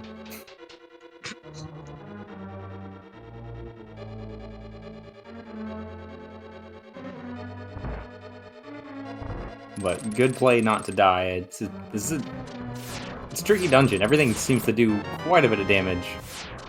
I mean, you're expected to have blue mail and like over 10 hearts in the vanilla game at this point in time.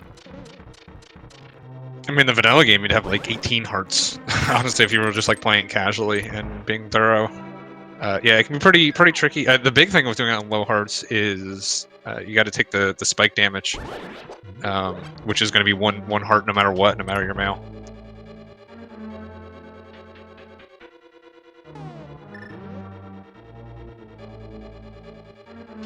Yeah, but looks like no important items in Misery Mire, so big long full clear for a lot of nothing. Yeah, which is good for Azder. There being an item here would be pretty bad for him, honestly. So, but you got to think the hammer is going to be in Norfair at this point, right? Either lower Norfair, I guess. Yeah, lower Norfair is in logic with those morph ball bombs. Yeah, we do have some unappealing dungeons to visit too, like Thieves Town. Most of Ice Palace is available without the hammer. Swamp. First chest and swamp. First chest and swamp. All places you don't want to go without the hammer. Yeah, well, there's definitely a lot more items in lower and upper Norfair remaining than in any of those places. So yeah, well, Palace of Darkness has a lot too. If you combine all the bad Link to the Past checks that you can do without hammer, it kind of adds up to a similar amount. Yeah, as they're trying to get a spike suit there, unfortunately got the bad frame. Not gonna be able to get it. So we're gonna be a little on the slow side. Let's see if he. Nah, he's not. I was wondering if he's gonna try it one more time.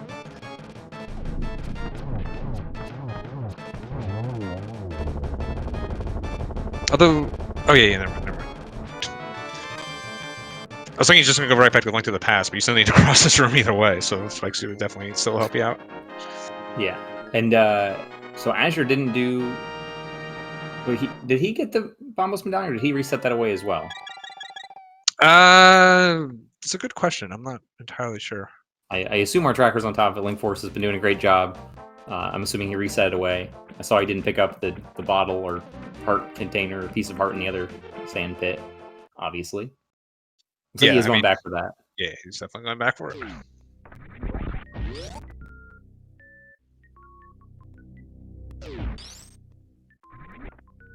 This is another reason why I like the back door, because you can do this on your first trip. You would just do, kind of do Shack Tool and then up into Plasma and get all those checks that way as you loop back around, and then you can check the second pick.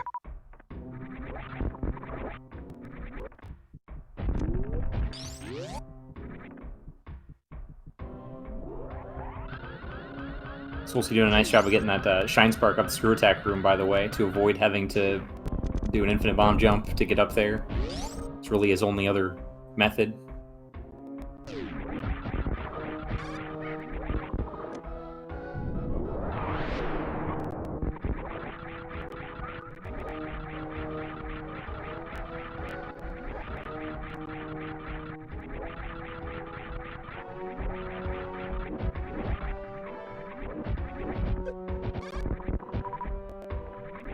So he's having a little trouble with that version in the game jump, but gets through it.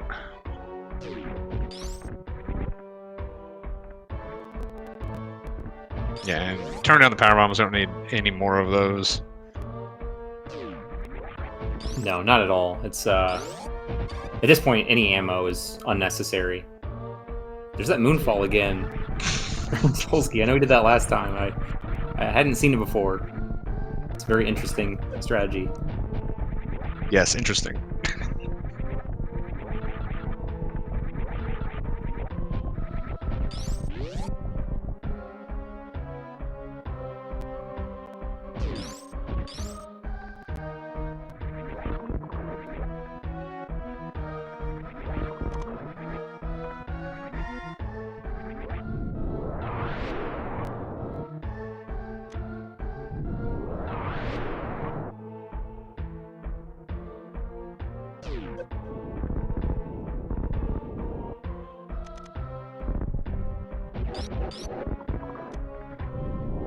So at this point, as soon as Azure's done here with Meridia, I imagine he'll do a lot of the same checks. He might do slightly different orders, but like he might do all of Upper Norfair before Lower Norfair.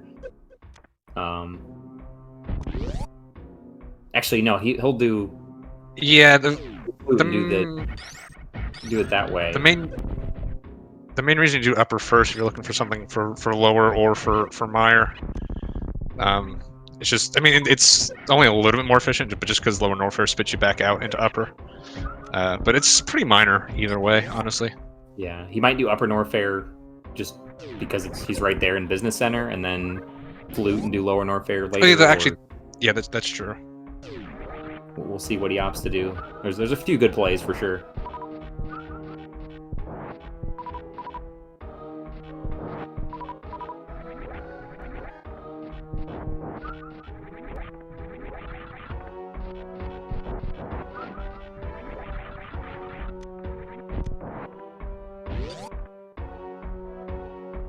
Our 5 rupees on Plasma.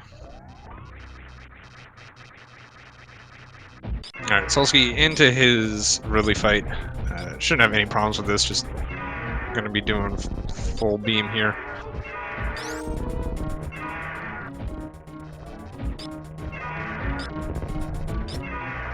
Yep, just 20 charge shots is all he needs. Could opt to do 10 and 15 of those super missiles that he's got. Yeah, the supers are higher DPS, although not crazy higher than Plasma. So like even just like the inefficiency from switching your ammo. Yeah, he's just gonna unload into Ridley here to finish him off. It's kind of doing it backwards to what you normally. Usually when Ridley's in the pogos, when you'll see players kind of unload those supers, but he's supering when Ridley's in the swoops, and plasming when Ridley's in the pogo. Yeah, it does clean it up though. Yeah, clearly a little frustrated with his fight. That's not really up to par for Solski standards. Yeah, well, especially playing a guy like fun. Azzer, who's I expect to have a very clean Ridley Yeah. fight. Especially, I mean, if Azzer goes in there with this 35 supers, just expect a full super fight. Even with full beam, it's still going to be faster.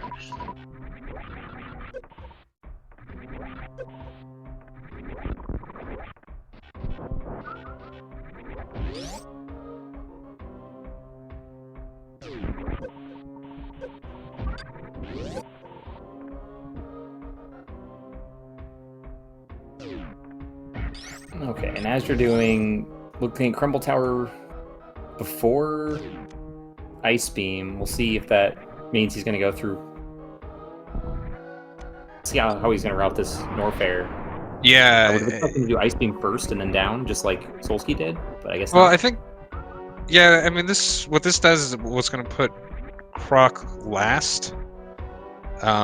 Or he may not even be thinking Croc and Ellen, where he's got that food, he can come down to it. But like, you know, Croc's kind of the pendant dungeon of SM. So if you're looking at like you haven't touched any of Norfair yet, generally you want to do is put Croc last. You know, if you do Ellen first because you have to do it, and it's pretty linear, you don't really save all that much from go moding it. Generally the best, then you can do Upper Norfair because it's pretty dense, pretty just kind of like on the way. Pretty much everything's just off that bubble mountain. And then Croc last. You have to fight the boss, take some time. Even with Plasma, just have to wait for the death animation. So it makes sense to route it like this. Then yeah, Azzer is going to be going into Link to the Past here. And I kind of just expect, going to go lower Norfair. I'm going to bet, yep. So we haven't seen anything in lower Norfair yet. We got 2 checks left. And lower Norfair, plus we got all of upper.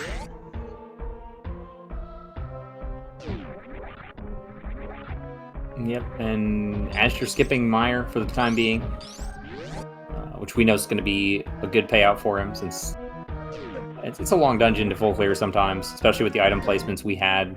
Especially without the red cane. Oh right, he doesn't have the cane yet. Never mind. Yeah, Azzer have a nice little jump there. Normally you would say like an RBO situation, you do it from the other room. We obviously can't jump from A Link to the Past, but if you get all the way in the door there with high jump and speed, you can still make it up. So very, very nicely done by Azzer there. It's a little weird though, because even with screw attack, you still need to pre-power bomb the blocks. You don't have quite enough height to actually screw attack them out.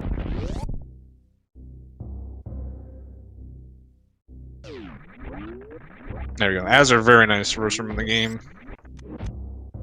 Just using some of those can strats that he knows.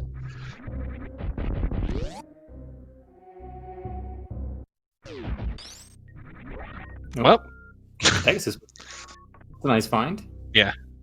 Really not going to be too much of an advantage for Solski. Azzer did do some more Link to the Past checks without them, but Azzer will get those before heading back to A Link to the Past. But he also, Azzer hasn't done Misery Mire, hasn't done any of Eastern, so the A Link to the Past checks are kind of come out in the wash with and without boots for both these guys.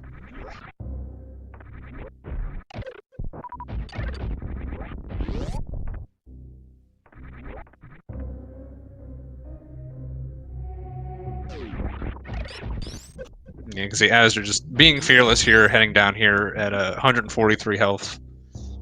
This is quite comfortable for him, to be honest. With screw attack, all these supers, full beam. I don't expect him to have any issues down here.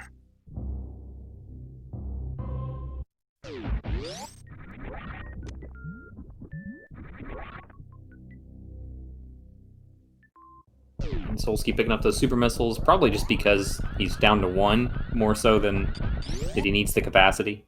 Yeah. I like that awareness there. Assuming it was awareness and not just him forgetting.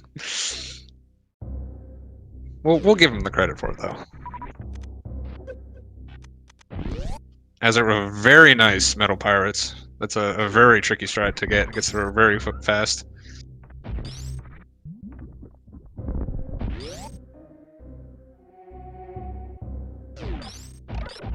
Yeah, we're seeing. I like what we're seeing here in this matchup. That Solski had some routing advantages early on, and Azur's what it appears to be narrowing the gap, just with like we expected, a little bit cleaner movement, just room by room, whittling down some of these advantages, or what it looked like advantages. It's still, of course, hard to say since there's so many items that we're missing. Yeah, I'm honestly surprised Azur's even going with the beam fight here, and not just using those supers. It's only gonna be a few seconds difference, even that. Both fights are very quick. But Azur just having a textbook fight here, some nice little tail runs there.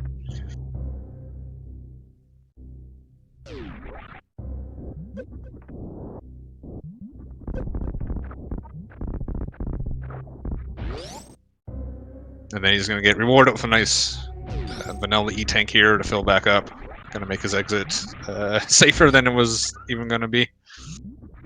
Yeah, Solski also picking up an E-tank. That is actually a little surprising since he was almost full. Maybe hoping for that 7 to be able to do stand-up glitch later on. Yeah, the thing, like, you really don't want to go too far out of your way for E-tanks. For stand-up, stand-up's only saving about 20 seconds. Each E-tank you get solely for that purpose is, taking 2 seconds away from that. So it's really not that big of a deal. Ooh. Oh, okay. Azur's doing the reverse kick. I thought he kind of overshot it there. No, he picked up Spring Ball and Hype Cave, so it's a good job putting that to use. Yeah, there's just so many like obscure and random strats that Azur just knows all of them. Stuff I wouldn't even begin to think to do. I forgot Solski didn't check Spec Rock earlier. Fortunately for him, it's nothing. And he did pick up... The hammer was... where was that at? I was in Upper Norfair. I missed the actual pickup. Yeah, I missed... I was watching Azur's Lower Norfair. Yeah, I saw it in chat, and I saw that he, of course, has it, but... Might have been... Oh, at Bubble Mountain? Yeah, so we'll see if Azur does end up skipping Croc. There wasn't anything down there, so it would pay off for him. I wouldn't be surprised. He probably, with where that hookshot was, he probably feels a little bit behind. Then he's right. Yeah. So may look to try to gain some of that time back through skipping Croc. Yeah, and there's the Ice Rod as well at Spike Cave. So I believe, are we in no mode, or am I missing something here? 'Cause I think we are. Yes. Solski just needs his Fire Rod, and Azur needs his Hammer, Ice Rod, and Cane, and we know where all of those are. Yeah. So this was the exact situation I was talking about. Now Solski's got all these dungeons to do. He probably thinks his Fire Rod is just going to be kind of in path in one of these dungeons, getting that hammer so late. I really wouldn't be surprised if he, does not Tour Rock, does Swamp Palace, does Pod, does Eastern, does all of those before heading back to Village of Outcasts. Azur's going to need to do. With that hammer, that's the Pod Eastern play becomes really attractive. He'll get his Cane. The big thing is, when is he going to get his Ice Rod, though? Like that is hard abandoned for him. One of the downsides of doing that play early. So that Ice Rod is actually pretty big for Solski, honestly. Yeah, it really is. This is interesting. Only 2 dungeons completed, but they are both the red crystals, so Solski's able to do the Pyramid Fairy check. I'm imagining this is going to be into Pod Eastern.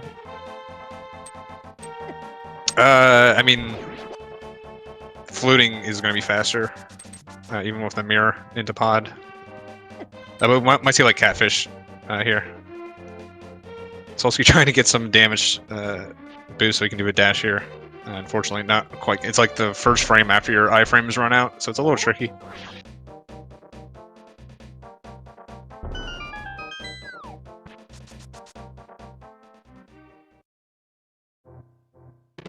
Oh, that's true. Solski doesn't even have his flute activated. Yeah. Yeah, at this point, it's... No, it's still... There's so much... It's still worth it to activate. Yeah, that's what I was going to say. It's still worth it to activate, but you kind of don't want to go out of the way just for that at the same time. Yeah, I mean, that may draw him over to do this Village of Outcast checks. Well, but he might be thinking, I'll go activate my flute and do Skull Woods as soon as I get my Fire Rod to finish things out, but then he's not going to get his Fire Rod to activate his flute without going to Village of Outcasts. Yeah, that's what I'm saying. I'm saying he might, being wanting to activate that flute, he might just want to go over there. And then since he's in that area... Well, I guess once you have flute, you're kind of always in that area, in a way. Yeah, and he can do King's Tomb and Bonk Rocks. Like, he can just swoop around this way. Or start at Sanctuary and head west from there. We'll see how he opts to play it out. Meanwhile, Azure does pick up his hammer from Level Mountain. And looks like he's going to Cathedral, and he is skipping Crocomire, which is good for him, since we know that ended up being nothing.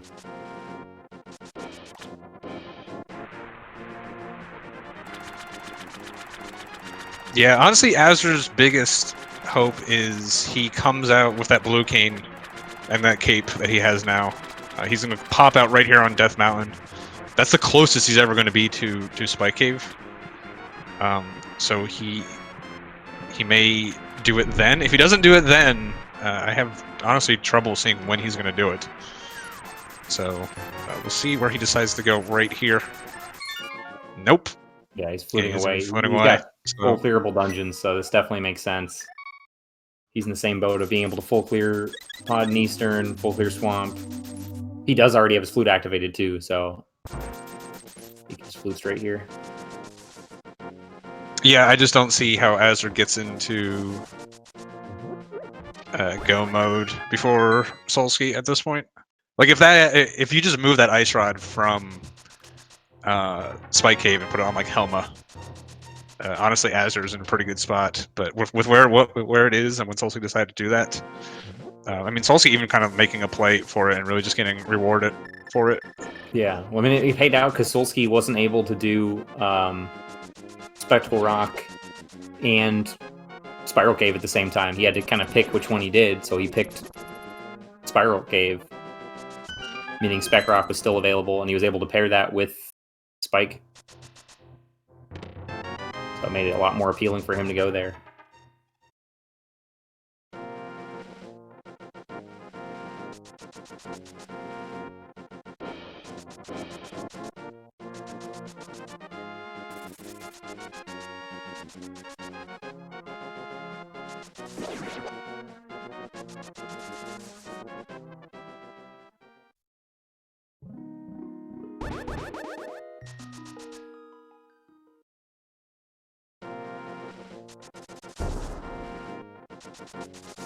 Yeah, at this point, like, there's nothing even we can find that's really going to speed you up at any point. We got boots, we have Tempered Sword, we have everything we could ever want for Super Metroid. So all these, maybe a tiny bit. For what? I don't know. Like, nice to have. I mean, I guess if you want to go for the Spring Ball baby skip, sure. I'm pretty sure you need space for that. I'm not 100% sure, honestly.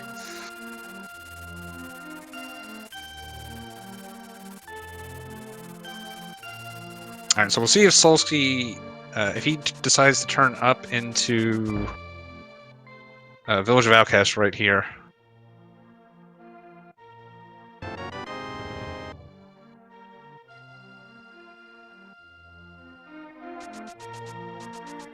Yeah, so both these guys are really going to be on their rod hunts to finish this off. Yeah, it looks like Solski is coming up here, so he's gonna be in go mode here very shortly, unless he does something very Cosmic Brain here.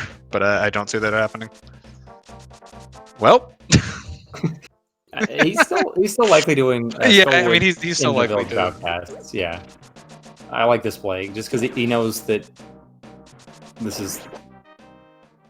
Like, if it's here, he's pretty much going to win. In his mind, that's probably what he's thinking. If it's not here, oh well. It's a nice defensive play, and he can afford to sink this little bit of time, making sure it's not directly on path. Yeah, I mean, dungeon. both of these matches, Solski's just been like on the good path.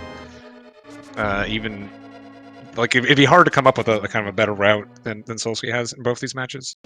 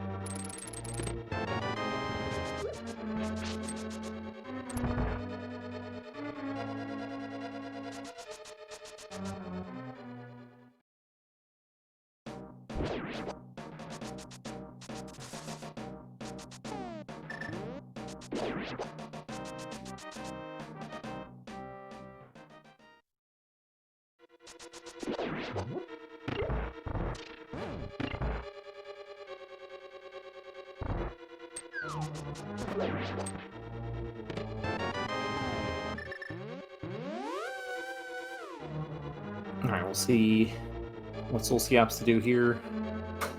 I'm guessing this is a ped check from him. Yeah, probably. Well, this is interesting, because if he's doing the ped check here, he might just flute away after this. Yeah, this has brought him pretty far away from Village of Outcasts. Like, the fastest way to get back is to flute back and then lift the rock to take the warp.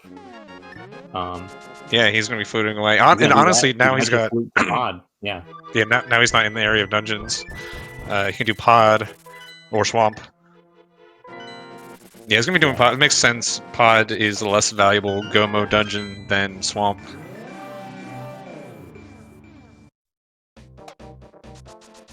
For sure, and that big key is pretty deep in the dungeon, so most of this is going to be required anyway. He obviously doesn't know that, but he knows that's a possibility. The big key can be pretty much anywhere in the dungeon. Yeah, in the maze. Pod can be a valuable go mode dungeon, but it's kind of like Mire. You have no idea before you go in. Right. As opposed to swamp, which is you can just go straight to the boss, and it's just not a big deal.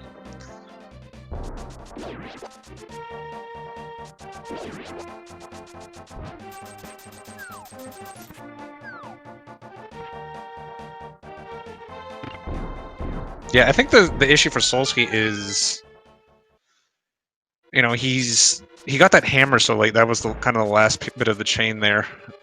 He's probably thinking that it's got to be behind hammer. Not that hammer is the last thing in the chain, so he's probably going to be doing the deeper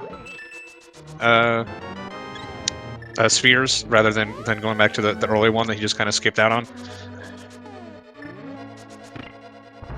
Like, I wouldn't even be surprised if we saw an Ice Palace play at some point. It's one of those random lore things that Bombos means Fire Rods and Ice Palace all the time. Yeah,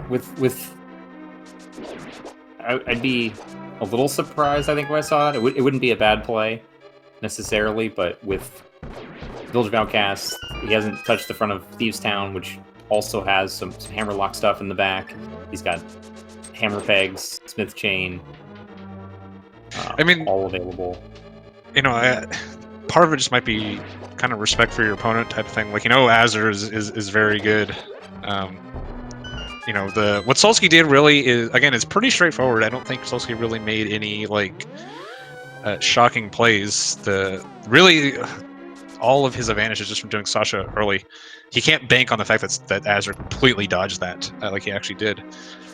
So, like I said, I wouldn't be surprised if like Solski just might start getting into the thought process that if it is in Village of Outcasts, you know, azder again, good likelihood that he did that, and maybe just doesn't want to dig back out into it. So, yeah, that's true.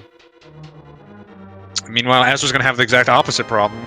You know, when is he going to do Spike Cave? Like, if he still had like hair or something available, you know, I could see it, but it's just such an orphaned, isolated check at this point.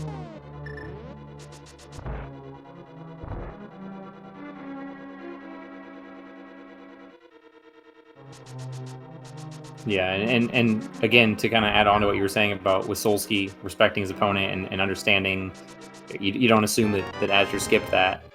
At the same time, he knows that.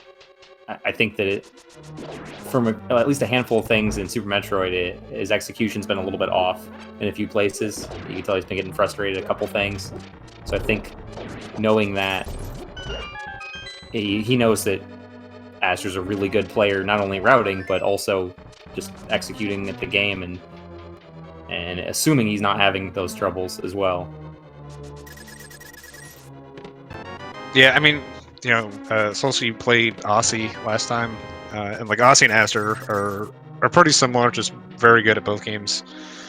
Like when you're playing them, you almost kind of have to like just kind of play your game and just kind of hope they did something to mess up. Like if they're playing on top of it and they have a good route, they're really hard to beat.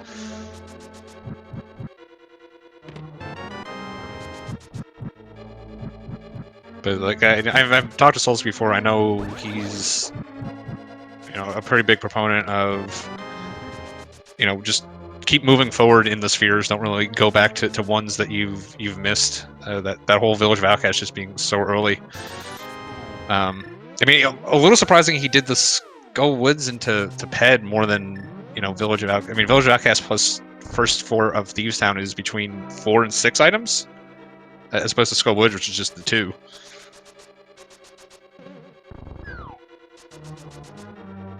Yeah, 2 if that, because you don't have a guaranteed 2 in the front either. Yeah, plus Ped knowledge. If it was Ped, he would basically be in go mode right now, just do all the dungeons and just finish up.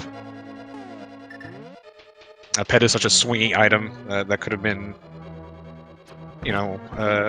non-insignificant part of his thinking there.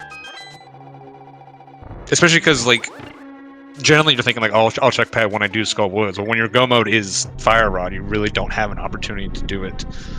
So that could have been some of the thinking there.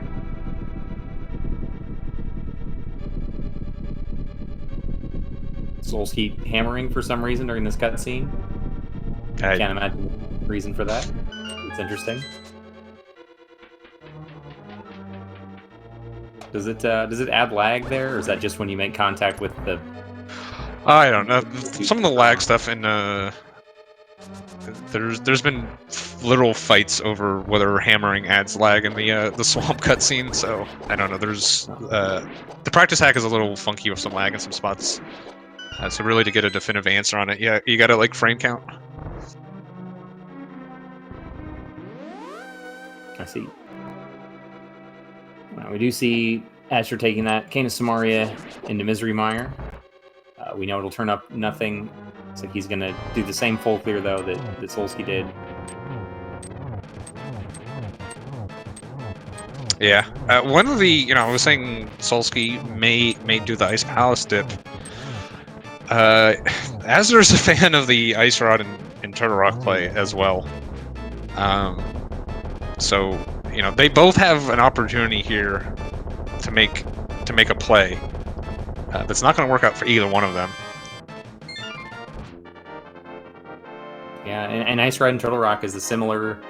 It's a little different because it's not been available for a long time, but it's similar to the play that Solski made into Skull Woods, where if it's in the dungeon on my path, I don't have to check all these other dungeons, and I'm in great shape. Yeah, I mean, the thing is, like, you can do, like, if you're going to route Spike Cave, like, you can route Turtle Rock into Spike Cave.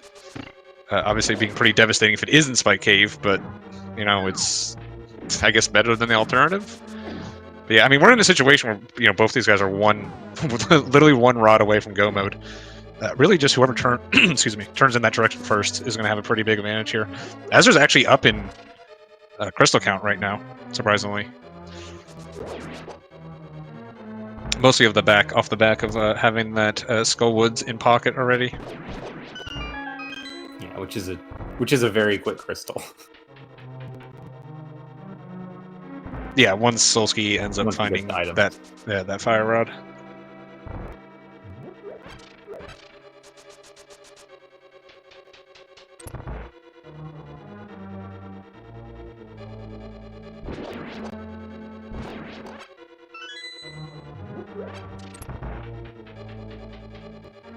Oh, that's not good.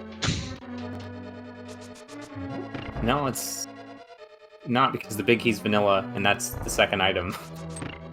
So this routing ended up being probably the worst case scenario for azder.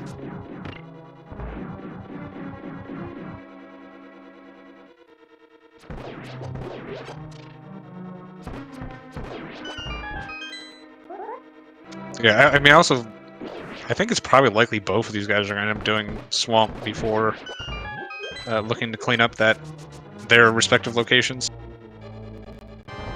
Yeah, I think that's a good bet. Yeah, They I will think have the option of skipping the left side swamp. one of the other things Solski might be thinking of is when he does do Village Outcast, he's probably going to be priced into full clearing Thieves Sound at this point. So does want to get the majority of these other checks he has to do anyways out of the way first before committing to that.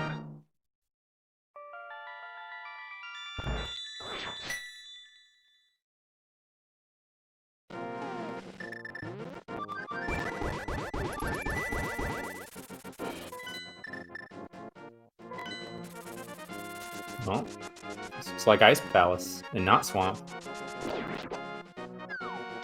This is interesting. Yeah, this is surprising. I wouldn't have been surprised if he did Swamp then Ice, but this is a little weird. Yeah, exactly. Like I said, he's he's an opponent of. I mean, he may feel behind at this point. Honestly, like you said, some of his SM play. Not a lot of struggles, but not up to what he can do. And playing against azder, azder, you really just have to respect a guy like azder. So may feel like he needs to dig something out. Like Solski's route has been fairly obvious. If you're Solski, you can't rely on the fact that, oh right, my opponent just didn't do Sasha early and didn't get all of that stuff to put him behind.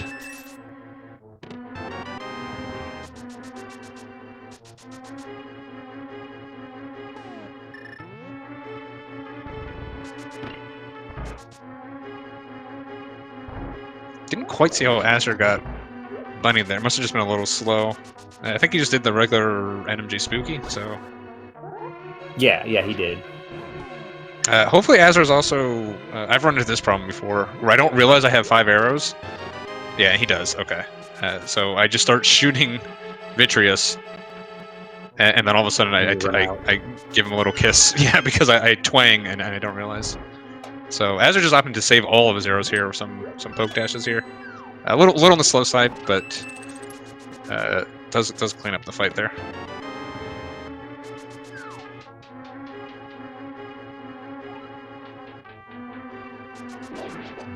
Yeah. And Solski's grabbed, I believe that's just one item so far. He's got big key, small key, and an item. 2 items? Every flute is like really tense right now because as soon as they like flute to the quote-unquote correct location, that's basically going to be a GG for either one of these guys. Yeah, it'll be a little harder to tell for azder, I think, since he's got the option to do Turtle Rock without that Ice Rod. Or yeah. Spike Cave first. The weird thing about that, like you think like, oh, it's Death Mountain, so I'll do it with Turtle Rock, but it's such a one-way trip. Like, you go up there, I mean, it really is just, it might as well be on the moon. I mean, you can couple it in after Turtle Rock, but that doesn't really help you, you know?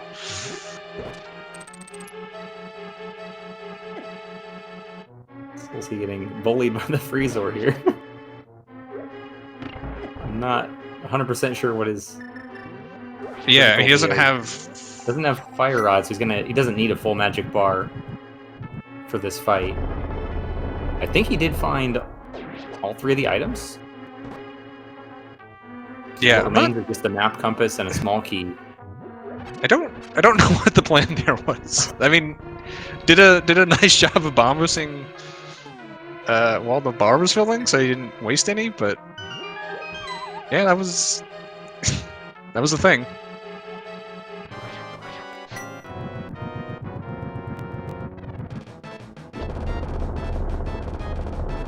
don't know, maybe his magic was lower than I realized, and he didn't have enough for a Bombos. I thought he did. He certainly didn't have a key to go to the refill room. Well, no, because he would have had the 2 magic pots right before the boss. So he had plenty.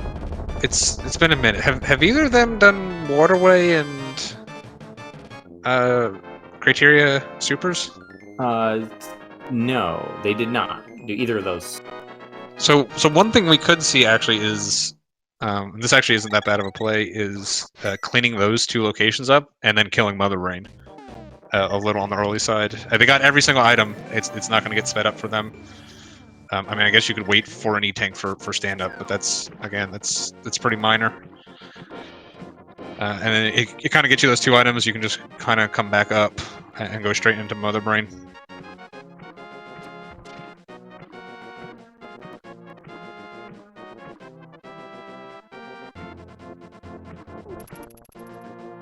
Yeah, that's a good point. There's still so many locations left in Link to the Past that might not be on the runners' minds. Yeah, I mean, it's still 2 locations. You can kill Mother Brain. You've got so much good stuff. Again, it's not.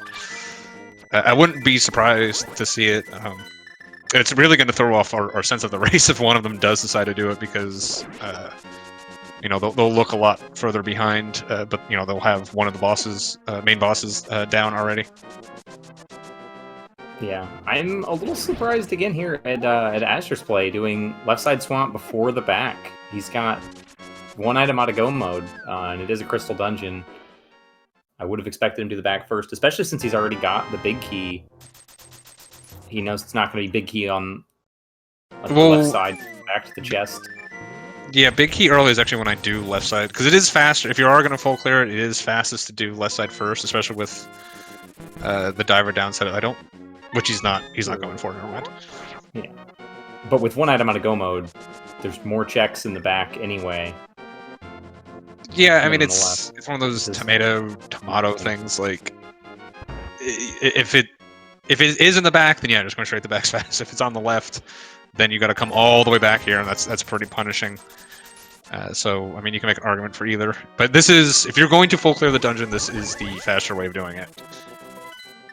Right.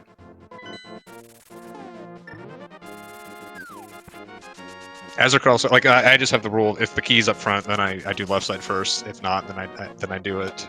I could just. I find having rules with them like that just kind of takes a lot of like the leveling yourself out of it. Obviously, being 1 item for go mode is a little bit of a different situation. Yeah, and of course it depends on whether you have the map or compass as well. Like if you already have 1 or 2 of those in hand, then that makes a bit of a difference. More likely to be value on the left side.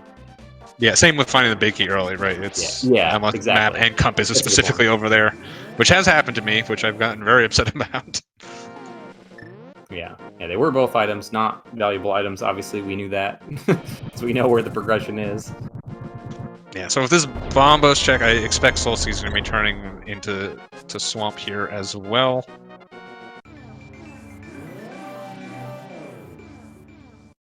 Honestly, I mean, Solski, I think, is in a pretty good spot here, because I think what he's going to do, he's going to do Swamp.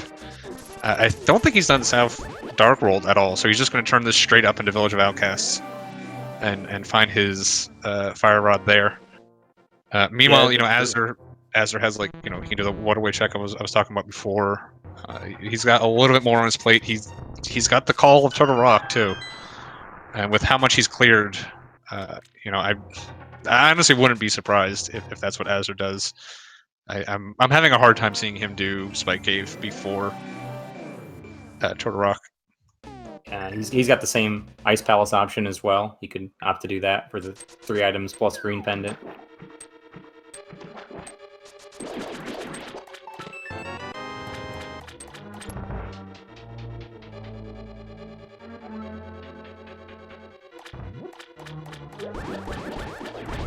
Yeah, I mean, it's just a situation where Solski is just ahead in overall checks here. That there's just, you know, he's going to run into, if they both full clear, Solski will get there sooner than Azder.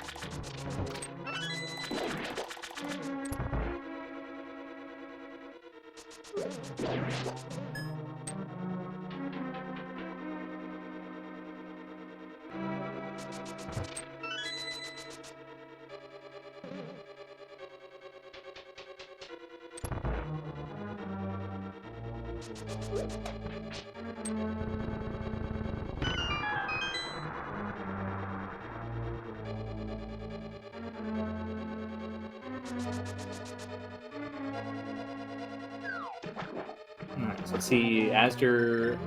Oh, he's got the Pyramid Fairy as well here. Yeah, it definitely makes sense. Anytime you can couple in Pyramid Fairy with Song Palace, it's pretty nice routing. Yeah, definitely.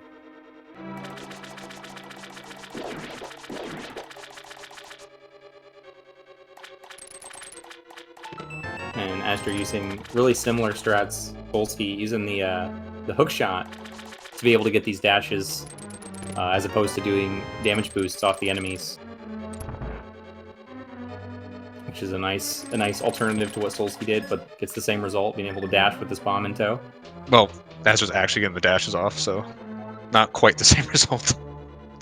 Hey, Solski got like one or two of them.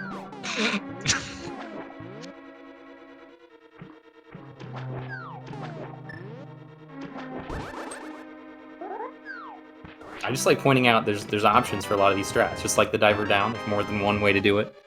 Solski gets a second try, still saves a little bit of time rather than looping around and draining the water to get those chests. Yes, there's the fast way of doing it, and there's the slow way of doing it. Hey, if the slow way is easier, then it ends up being faster for a lot of people, and I can respect that.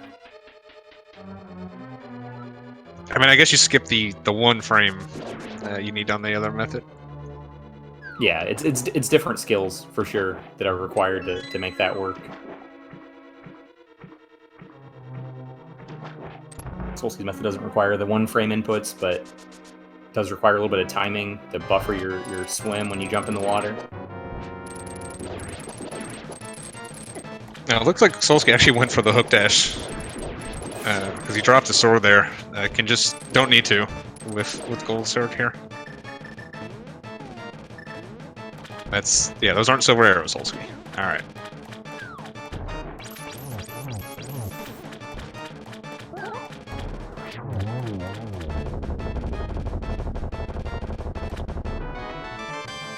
We'll see if Solski does go back for the left side, since he did the back first. I didn't catch it on Azder's clear, but the compass was in the big chest. So that might have been another factor for him to push left side first. Yeah, I expect if Solski does skip the back here, he's actually falling behind here. Okay, he is going to go back in. Alright, meanwhile, so Azder was pretty much done with everything except for Turtle Rock at this point. Yeah, King's Tomb Bonk Rocks really quick. Yeah, these are pretty sensible checks to do. I've had the boots for a while now at this point.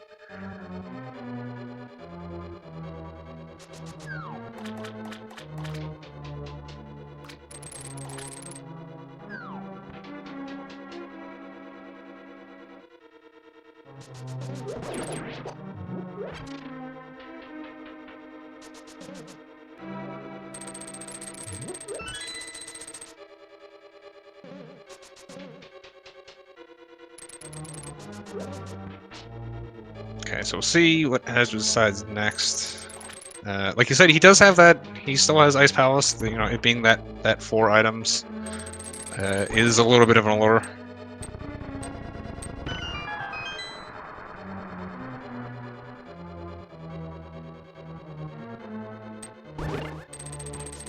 I think all Azder has left is Ice Palace, the bottom of Thieves Town, and like those handful of checks left in. Is he coming to Desert? Desert? For the one item? Through the front door?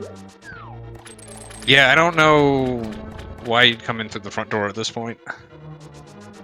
Especially because the torch is closer on the left, because you just dash straight up to it. Isn't that one left screen transition? That's true, yeah. He's going right, without the key. Does he... Yeah, I don't know why he would think he has the key I already. think because he saw it, he thinks he has it. That's an easy pitfall to Yeah, get into. yeah. You've seen the item, you know you can get the item. He thinks I've got the item. That makes more sense of why he I would did. go in the front, but it's I did that with a bow on top of Spec Rock one time. I had the mirror. I was like, oh, I have the bow, and I marked it, and I just left. Yeah. And I got to like Helma. I'm like, or I got to the statue. I'm like, I don't have the bow. Yep, I did that as well this tournament. My Cane of Samaria was go mode that was at Cold Chorizo. So I got space jump and then just went into Misery Mire immediately. Oh god, that's pretty brutal. It was pretty bad. It was like the GT missile, like the one on top. Yeah, it was the space jump locked one. Yeah, So, yeah, that's. Yeah, it's something like your conscious brain would never like do. Right. But subconsciously, subconscious brain can be kind of a nightmare. And yeah, so Azder, or not Azder, sorry, Solski is turning up to Village Application here, kind of just doing the route that I was thinking. So Azder's got to make pretty much his next move has to be up to Spike Cave.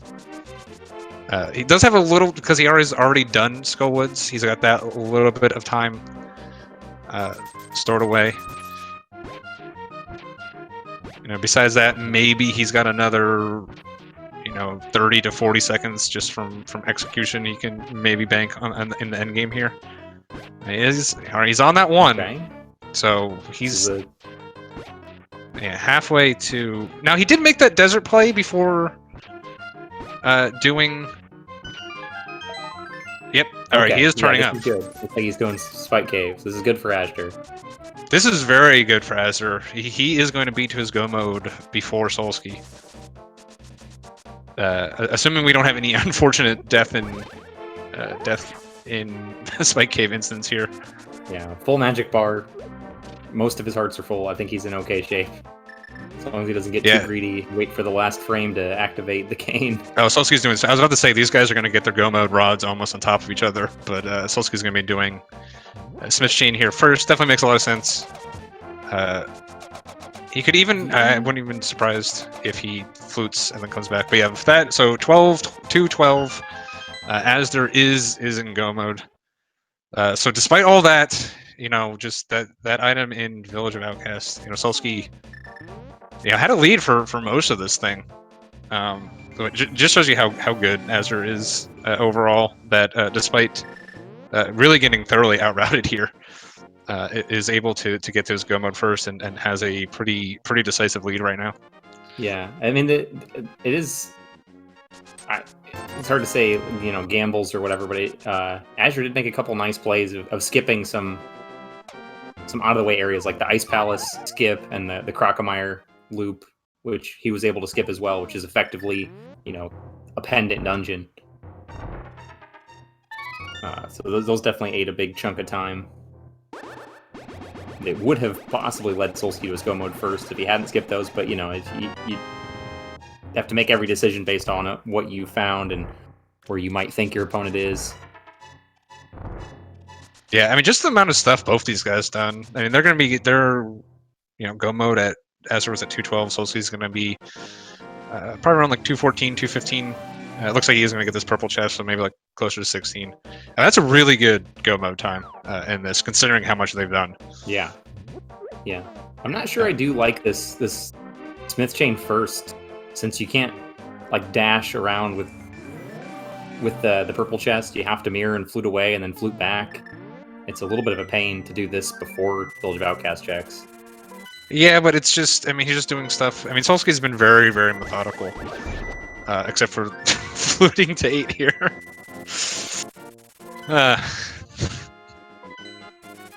Methodical about everything but his flute menus. But it's just, it's the stuff that's in order. It's in path like there. At least is very smart with placing his portal down where he did. It's better to place it there than to walk all the way, because, like you said, you can dash on the way back to get back to that portal, as opposed to you'd have to walk over here. Just dashes right in. And he's literally right next to his go mode, right here. But he's gonna do bomb rolls. Yeah. Am I Jedi mind tricking him to do this like the exact wrong order? Oh, I'm gonna laugh if he does chess game first. Yeah, because of the way the three outside Thieves Town place they're located. I would have suspected brewery first, then chest game, and then Sea House on the way back towards Smith, I guess. Yeah, they're in such a honestly they're in such a weird layout. There's no It almost doesn't matter. Yeah, it's there's no good way of doing it. just like opening those chests in the chess game.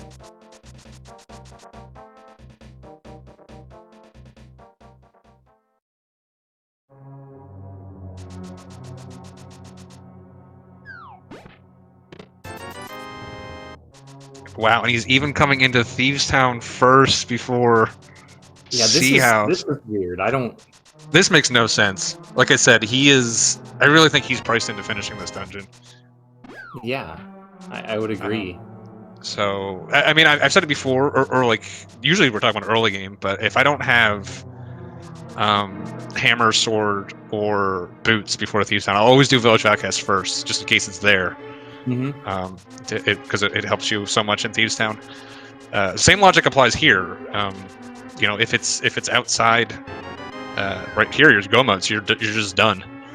The little efficiency you're getting from not having to dash over to Sea House and dash back, I really don't think it's worth it. So he is going to be mirroring out here. This is just really interesting. I feel like you're just like if Fire Harad wasn't here, where would we be going next? Wouldn't you just be going back into Thieves Town? Yeah, he's gonna be pretty upset with that. And then back to Thieves Town. Yeah. Yeah, that's what I'm saying. Turtle Rock without the fire rod, maybe. Like I was saying, like weird. I said it earlier, like when you get all those dungeons to do before doing the Village of Outcasts, I was just like, well, I don't think he's going to do that just because, you know, he's going to be priced into Thieves Town at that point, so he just wants to do it as late as possible. So it's weird that he just made that decision like that. Yeah. If he had a lot of dense things left, like a good chain of progression after leaving Thieves, I think that would have made more sense. But either way, he grabbed his fire rod. It was just a minor delay. Yeah, he's going to be most of Turtle Rock behind, though. They're going to be in a similar position. Azder's got maybe all of Turtle Rock by the time Solski finishes Motula and gets up Death Mountain. It's a long trip to get up there. Yeah, it's honestly a pretty commanding lead at this point. Like I said, if anything, Azder is going to be the one gaining some time here in the end game. Both his Turing and GTs are pretty good. So it's, I mean, both of those, like, maybe you're saving a minute if you have a particularly good one, your opponent has a particularly bad one. But saving like 7 here is going to be probably too much of a tall order, unless something disastrous happens to Azder. And again, I highly doubt that. Very skilled in SM. You know, has the world record in low, so this is just a lot of health for him.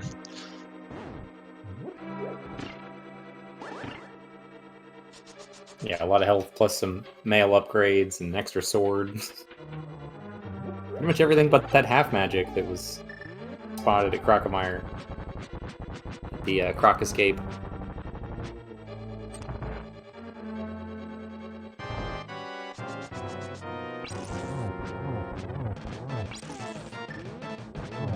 It's grand finals. We're not even going to get a poke dash and try next.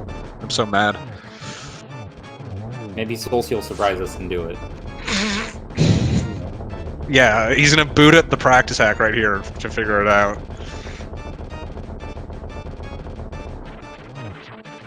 He was warming up his poke dashes on Argus to prepare. It's true. It's true. Wait, no, that was Azder on Vitreous. Was doing the poke dashes. Well, Solski tried on Argus too, because you mentioned it was not necessary with the gold sword. Oh, with the yeah.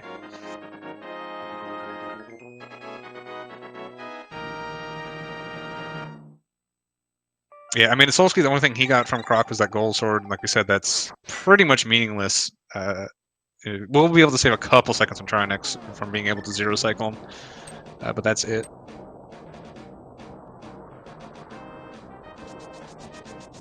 Alright, so as they're heading into his GT, not going to really be opening up any extra checks. He's got everything he needs for SM. Never found Space Jump this seed. No, and there were still quite a few checks in like Turtle Rock area. It looks like we skipped all of Laser Bridge. Is that correct? It was a pretty good leeway. Yeah, I think so. There's a few items there, and of course a lot of items in GT. So we might still stumble across that looking for the big key.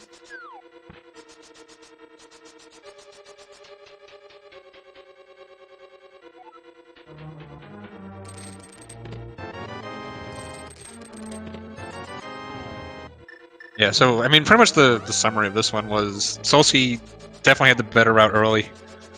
Pretty much throughout the entire thing, but Solski ended up doing Ice Palace and I guess Crocomire. Those are the two big areas that Azra was able to skip. I mean, they pretty much both did everything the other player did, right? Neither of them really made, besides those two. I think those are the only two skips. Yeah, there were a couple one-offs, like the Tower of Hera big chest for Azure that he got, Solski didn't, and like the Bombos medallion. I don't think Azure checked that, but and all the dense locations otherwise were the same. There's Space Jump. Never mind.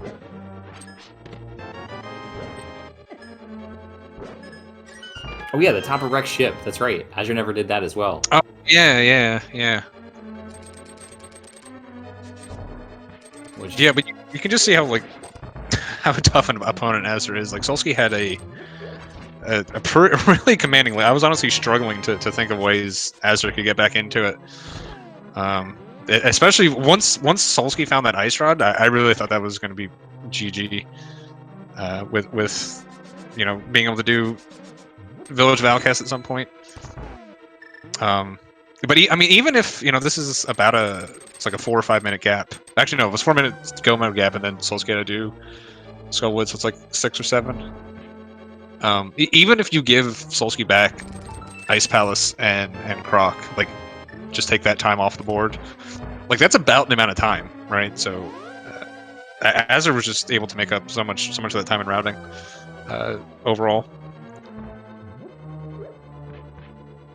And again, Solski's really good at these games. Like it's not hard to make up time on him. You have to be playing at the top of your game to put up time on him.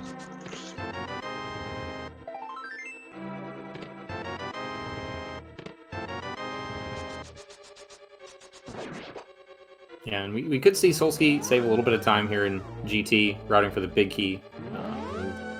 Probably not going to be nearly enough, but yeah, see this close a little bit on that front. I mean, Solski more or less needs some sort of soft lock or death on Mother Brain. But I mean, even if we have X-ray, which makes stand up a lot safer. Azur's done it 1,000 times. I really don't expect any problems there. We have full beat, so it's not like we can run out of ammo. Yeah, that was a really nice play by Azure, by the way, to get past that mini Helmosaur. He wasn't far enough to the right to knock him into the pit, but he still was able to get around and bonk before Helmosaur got to him. You could have pretty clean movement if you don't push him off the edge to be able to do that.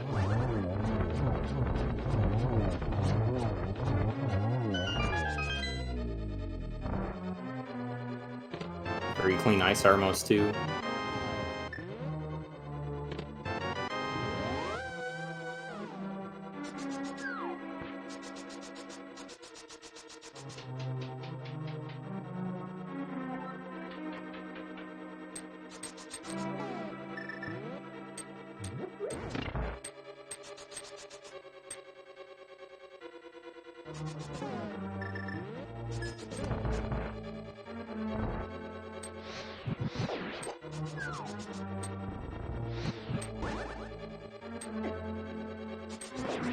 Yeah, I'm not actually entirely sure what Solski's preferred GT routing is. I think he might try to go full right first, I want to say. Although I'm not 100% sure. I know he did yesterday. I don't know if he does the same thing every time, but in game 1, that's what he opted to do. Do we have a key on the right? I don't know.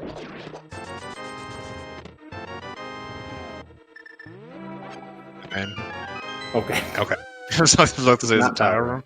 It's tile room. It doesn't matter because it's 22 for they're every. Well, I mean, if Solski feels behind, that's. I don't think you ever feel that behind. I mean, it's so hard to metagame like that. you know, I mean, it's yeah, it's a bit of a Hail Mary. Obviously, it doesn't works out about 1 out of 22 times. I think it's a little less because the small key chances that there's an okay chance that's a small key sometimes. Yeah, I was gonna say it's actually it feels a lot less than that because I play a good amount of seeds and it feels like it's a lot less than 1 out of 22. Yeah, because there's a certain number of small keys have to be near the front of the dungeon, and that's freely available with just the cane. You don't need any keys to get to that chest, or you need one. You don't need Either one key. Yeah, there's several chests that require 3 or 4 keys that are less likely to be small keys, so therefore more likely to be the big key. But I don't know how all the math works out. Really surprised we saw the Josh fairies there from azder. Just deciding to play it a little safe, I guess.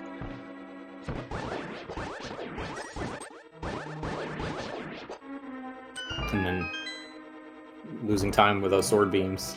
Yeah, if you get those fairies, you really need to take a nosedive off the cliff or bomb. Well, it's funny because he got hit by one of the bones from the Stalfos and didn't lose his beams because he's got red mail. If I get those fairies, I just intentionally tank a hit from one of the Stalfoses to make sure I lose. I just hop off in the pit. Because even for the first room, you don't want them. You just don't want the beams. Yeah. Like they're terrible in here.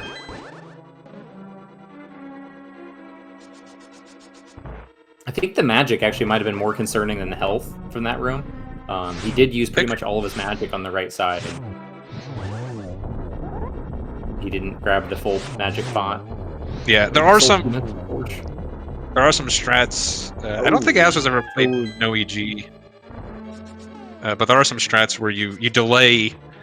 If you ever picked up the fairy in the room before Lamo, you know that causes them to like spawn closer together. You do that on purpose to get them all three to spawn together. If you stand in the right spot, you can get a spin on all 3 of them, and then you just have to clean it up. So that would be another way to preserve magic. Honestly, time-wise, it's pretty similar. But you know, as you're playing so much of the vanilla game, there's just kind of like a magic route you're used to. So it's always nice having that full magic. Right. Yeah, speaking of, Solski also having trouble with magic. Has to drink his blue potion to be able to get through that torch room due to missing a couple fire rod shots. He is saving, again, some time, though. Solski is by being able to do this right side. Yeah, definitely made up a chunk of time. It really is the only difference is just this climb now, which is... so it did make up a chunk. The climb is about 3-ish minutes, I want to say. Something like that.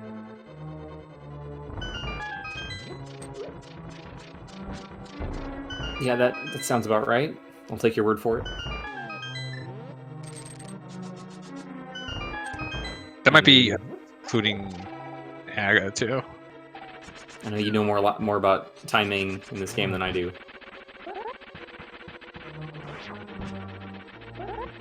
Because I always forget there's no cutscenes. I always put that in the math, and I have to go. Usually it's you reminding me. It's like, there's no cutscenes. I'm like, oh yeah. That definitely takes a chunk back out, doesn't it?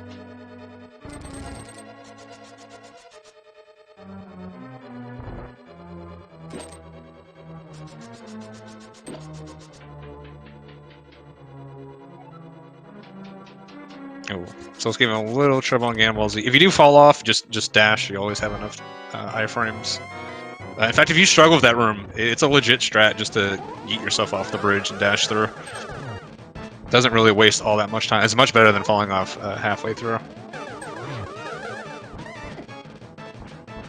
Yeah, for sure.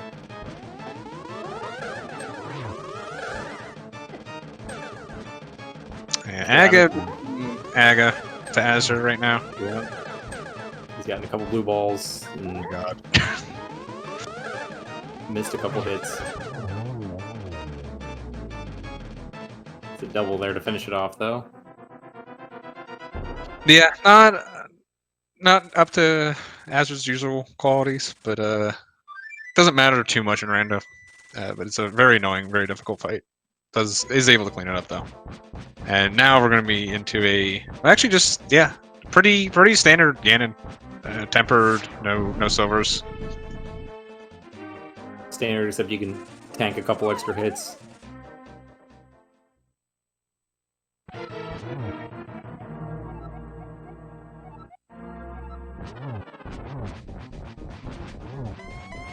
Oh, Missed that's the a spin. spin.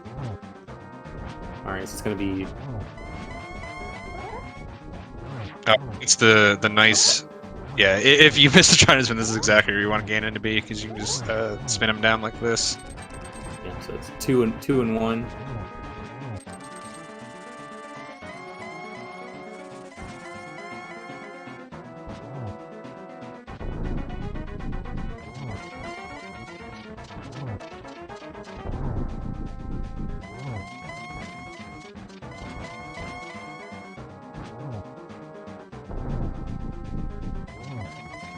Solski waiting out the timer, make sure not to despawn Ganon's tower there, since he had to grab the magic refill. If you're not used to it, that just throws your whole timing off. I know you do have enough time to grab that if you do it quickly, and still make it up the stairs before the torches in the previous room go out.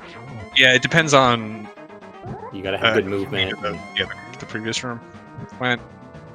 Basically, if you do both rooms properly, you're never really in risk of it. You should beat it handily.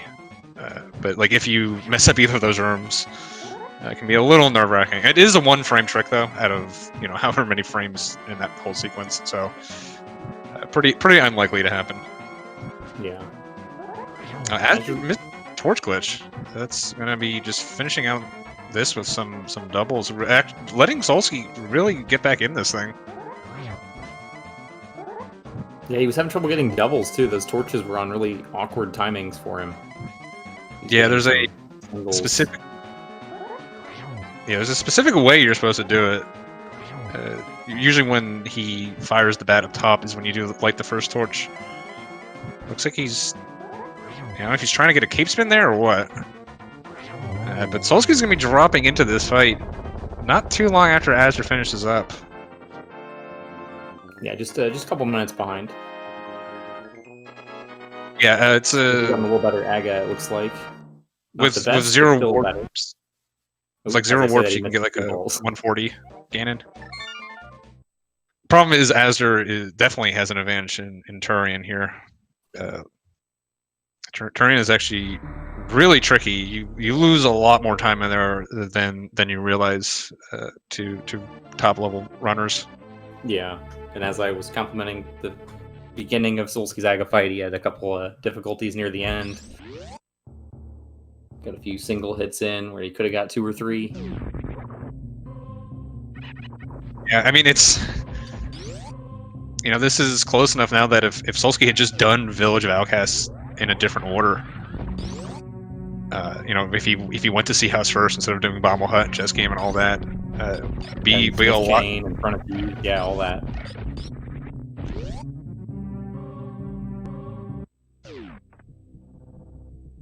Yeah, despite Azder having a nearly 7-minute lead, that really the routing in GT really making up a large bit of this difference. Azder opting to keep the screw attack on here is going to have to do a speed zip skip, or you could just missile him down. Honestly, he's got full beam, doesn't really matter. Yeah. Or he can do spring ball too. Honestly, I know he doesn't do down back when he runs Hundo. He does speed zip skip all the time, so pretty comfortable with it. Does have a very nice Metroid one. A little trouble on the last one, but you can see what I'm talking about. Where Ash is just very good at these rooms. Yeah, and Solski not taking any chances on that torch glitch, just spamming the lamp a little bit to guarantee that he gets it.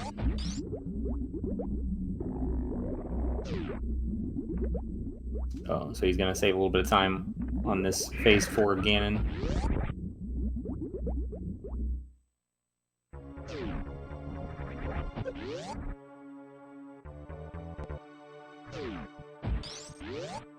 Yeah, honestly, Azder, I was saying Azder was likely to gain time in the end game. These guys are close enough that just missing that torch glitch pretty much swings it the other direction. And Solski is going to end up having closed this gap significantly in this end game with this Ganon fight and the routing in GT.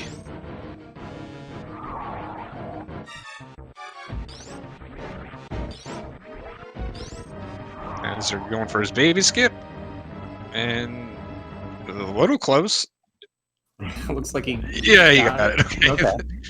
It's always nerve-wracking when that baby's coming for you at the very end.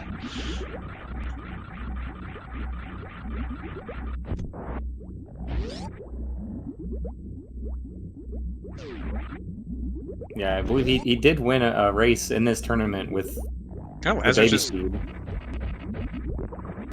No speed zeb skip. I assume we're going for spring here.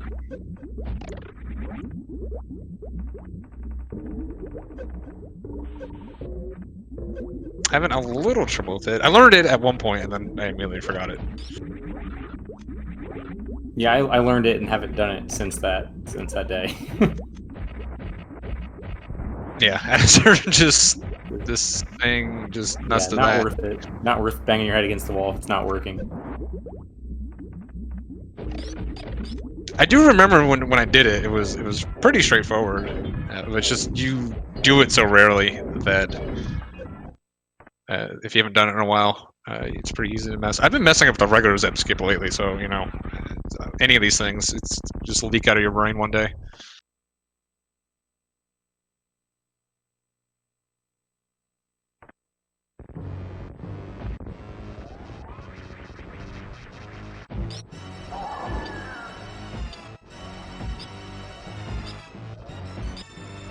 Solski with a nice start to his tour in too. It was a good first Metroid room.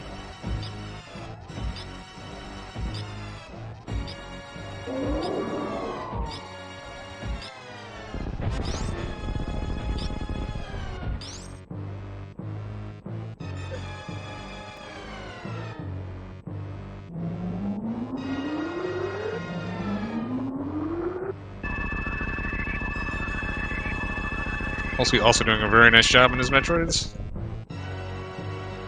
He also didn't turn off a screw attack. Yeah, I missed what happened with azder's energy, but I guess did he take a catch-up beam or something, or went down too low to do stand-up glitch? Yeah, I didn't. Well, he's still in stand-up. Or no, he. Okay, never mind. He just set it up. Oh no, yeah, no. We're just. Right, This is yeah. the second half of stand-up. He's already damaged down. Yeah, I don't know what I saw. I missed something.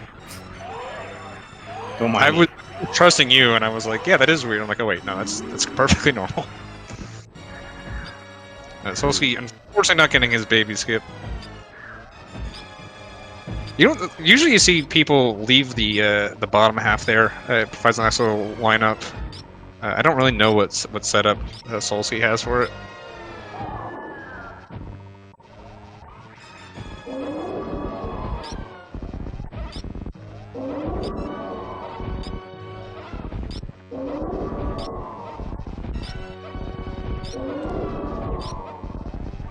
Azder losing a little bit of efficiency, missing some of those onion rings, but still saves time over not doing stand-up.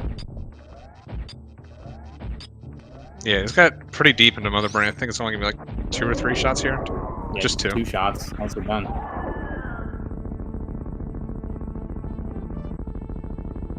Meanwhile, Solski at the was that the energy refill? He took off his screw attack. Yeah, I guess so. I didn't quite see, but he does have it off. So just be able to do a normal zeb skip here.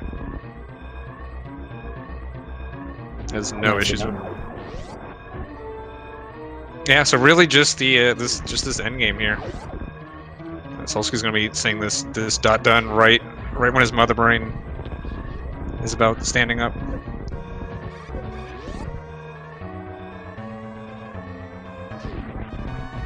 Yeah, this was a nice close match. It was nice to.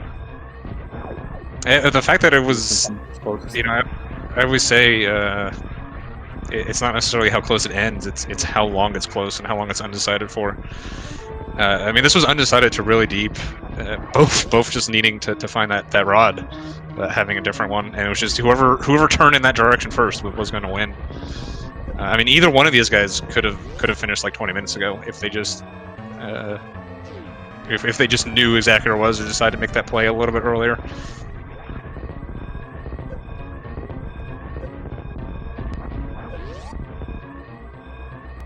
Yeah, for sure.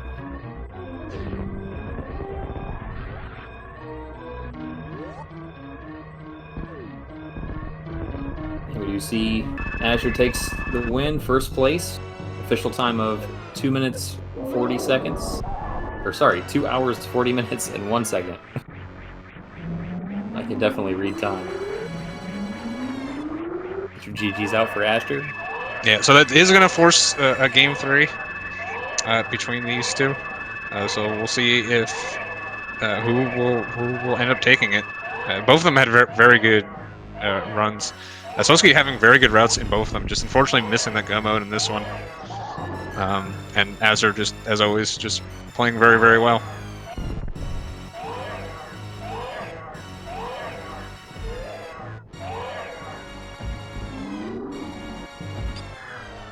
And we are now joined by Azure. GG to you.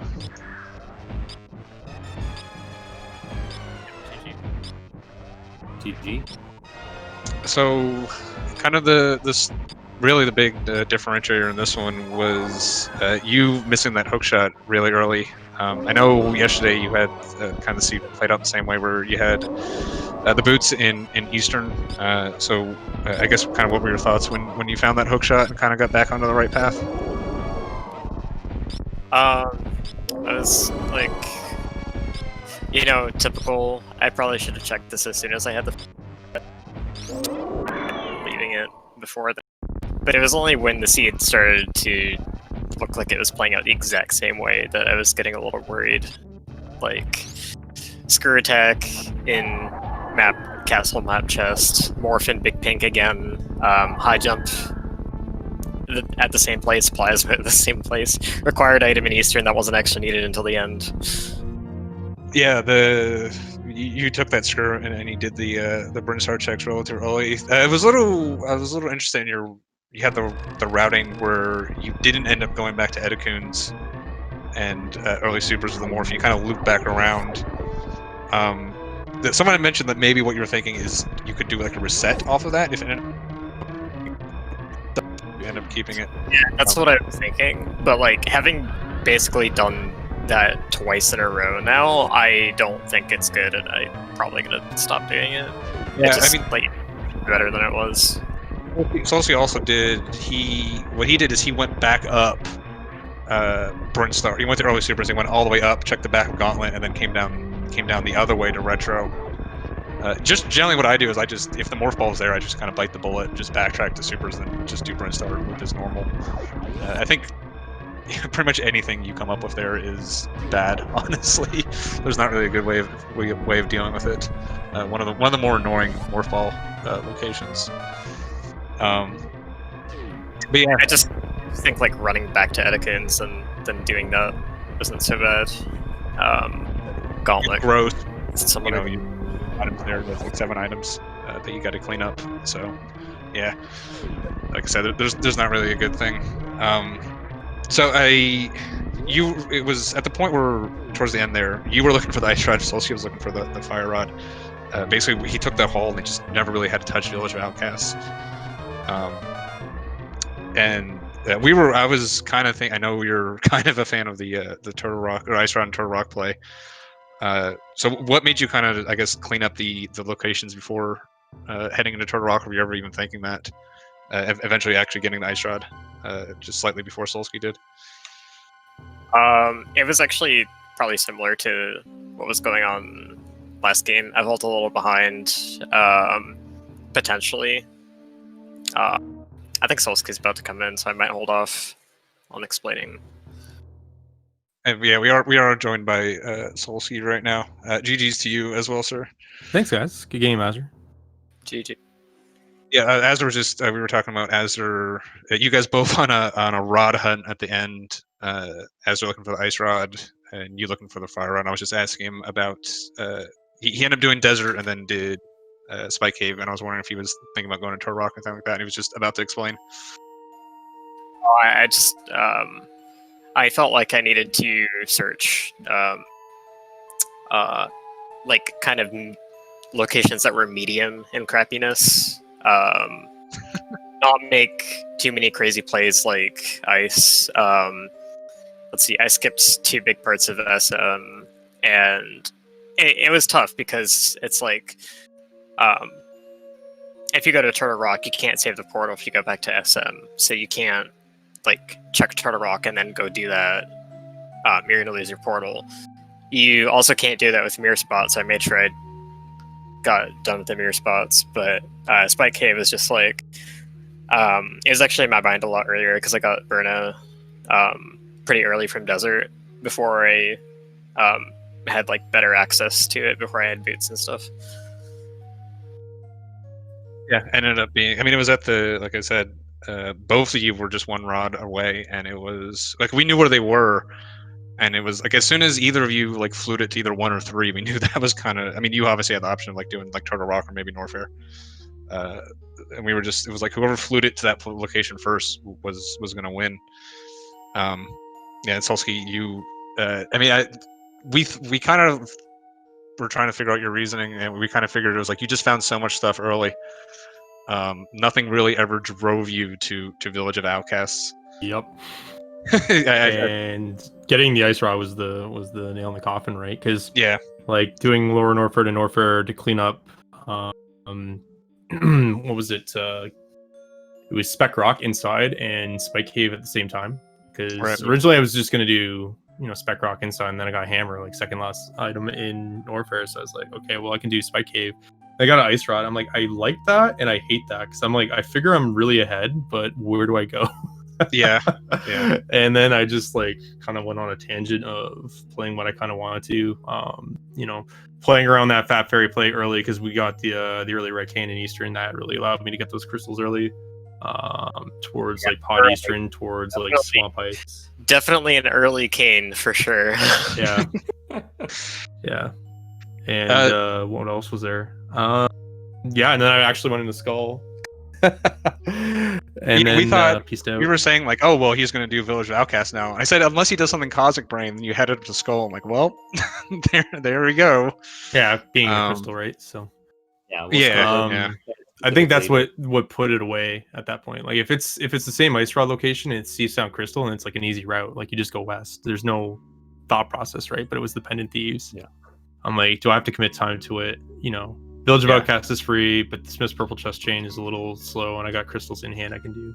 I think ice was like the one mistake, but yeah, I actually said the flip side thing where it was like if ice was because going to Village Outcast seemed a lot more likely to happen sooner than Azder going to Spike Cave. Mm-hmm. And I said the exact opposite. It's like if you move that ice rod from Spike Cave to like put on Helma or just any of the massive amount of dungeons you could do, Azder would have had it. So yeah, it just really came down to it. Yeah, the one thing we were confused, like the Ice Palace play made sense. We were surprised you did it before Swamp. That was my like contention that if it was West Dark World, I'd probably lose. So it was like at that point where it's like, let's see if it's here. If it's not there, I can play Swamp and maybe Net, and it's balanced on the time. But the ice play would have put me in a win position, and I figured if I do, I didn't think I was gonna be that ahead with the ice rod, to be honest. So like if I kind of looked at that a little bit easier or a little bit more, or thought about it a little bit more, I probably would have won West in hindsight. But yeah, I mean, it wasn't. You were thinking Swamp West from that point in time already. Yeah. Okay. So that was like going to be the recovery, right? So because then I can just route everything in. Like what was it? Was it like a 201 Stumpy or something like that? Like it was pretty funny, to be honest. Yeah. But again, there's just so much open in Link to the Past, and I'm just thinking, okay, well, let's just route this as best as I can. Let's hope I get into it. I just got really unlucky with, the position of it. But yes, again, the S Rod location wasn't that great either. So. Yeah, I mean, we were surprised you did. You went into Thieves Town because one of the things I was musing about was you're probably putting up Village Outcasts. I mean, at one point you're like, okay, I'll just do it with when you get Fire Rod. Obviously, it's there, which sucked for you. And then I was like, well, you want to put it off until at least you could do these crystal dungeons because at that point you're probably priced into doing Thieves Town. So I thought it was really interesting that you like didn't clear out Village Outcasts first, and then you only half cleared Thieves Town. Like, where were you going to go after Sea House? Like, the only thing I can think of was back into Thieves Town. So it just felt like odd routing. It's like first 4, I have options. I can get 3 items to 0. So I figured I'd just play that first because I knew time was a big factor. And then, like I said, once I got like what was it, 1 or 2 items, it's like, all right, bail, check C shape, then go back in, and then sure Okay, enough, so I you were was thinking because we were Yeah. it was like I feel like the only other play here is Thieves Town, so it felt a little. I mean, honestly, this was close enough. Well, this I team. had, I mean, like- as we're missing. I'm sorry. Go ahead. I had like SM places as well, right? Like I had the speed locations and I had shock and plasma available to me. So Yeah, we were like, I had actually those in the wondering. back of my hand, but We thought maybe one of you would do the speed locations into Mother Brain because you had everything for SM at one point. It didn't cross my mind. There's like so many locations in Link to the Past. It's like statistically impossible, but Rando finds a way, I guess. Yeah. So, but yeah, that's pretty much all I want to say. Other than, boy, was that a Meridia. Yeah, some Let's trouble not- with the shine sparks in particular. I had a little bit of a meltdown. I'm not gonna lie, it was pretty bad. Yeah. I don't know. I don't understand like what was going on. Like I was even missing 1 taps, and I was like, what the actual expletive is going on? I think my But, GT is probably somewhere near as bad. Yeah, missing Torch Glitch and missing the Trident Spin too. The That really, Gaunt- I mean, Yeah. yeah, really. I mean, you had about a 7-minute lead because you found the rod like 2 minutes earlier than Solski, and then he still had to do Skull Woods. So it was like you were exiting Turtle Rock as Solski was like entering it, somewhere around there. And then the routing in GT plus your Ganon pretty much tightened it up a Yeah. good bit. Plus the sword beams and the gauntlet that didn't Yeah, my help. gauntlet was so Yeah, stupid. Okay, dude, it you wasn't. gotta- Sword beams. It you gotta- wasn't you the gotta sword. damage No, yourself. no. It wasn't the sword beams. It wasn't the sword beams. It was me in both in G1 and G2. When I went to G1, I shot the arrow the wrong way, and it completely screwed me because like you can't shoot again until your arrow hits something. And then Gauntlet 2, I threw the pot the wrong way to start, and it just messed up the whole room. Also, it was the sword beams. No, sword beams are fine. Yeah, I guess. Do you have sword beams and low there usually? I hopefully, otherwise I'm nearly dead. Oh, okay. So I guess you have can strats for those rooms. If sword beams just make the rooms hell for me. I always, if I get those fairies, I just yeet myself off into the pit to make sure I don't have them because they're just terrible. I'm used to having sword beams. I know there are disadvantages to it, but I try not to do things that suck with them. Like some of the slashes downward in G1, I know really suck with them. So I try to arrow in cases where I wouldn't otherwise, and just do alternate stuff. Yeah, that's fair. It does help, and like they both hurt and they help in G3 and G4. Because like sometimes you can hit the Zazax into spikes. Yeah, well, I'll defer to your specific expertise in this area. But yeah, really good race. I mean, it was really, and not necessarily back and forth, but it was really up in the air for a while with you both being on that one item hunt, and just either of you could have turned to that location at any point. So it was exciting to watch. You both played really well. So it was a good match, and looking forward to this deciding game tomorrow. So like I found that hook shot, and I was just like, okay, Solski's had this for 2 hours, and I go and get gravity and speed, and I'm like, okay, so this is all like accessible, and like whatever it leads to, I'm probably behind on, but I did a bunch of other stuff, so we'll see how that turns out. And so I felt like in the position again where I was probably behind on like getting the major stuff, but I had cleared more other stuff. So if I was going to win, then I needed to find something that wasn't quite on the path, but a little bit off it. And so Pyramid Fairy, Spike Cave, stuff like that started to qualify more. I found Kane of Samaria in Eastern, and then I was like, okay, Solski's had this for 3 hours. Somehow got it before the hook shot. That's pretty funny.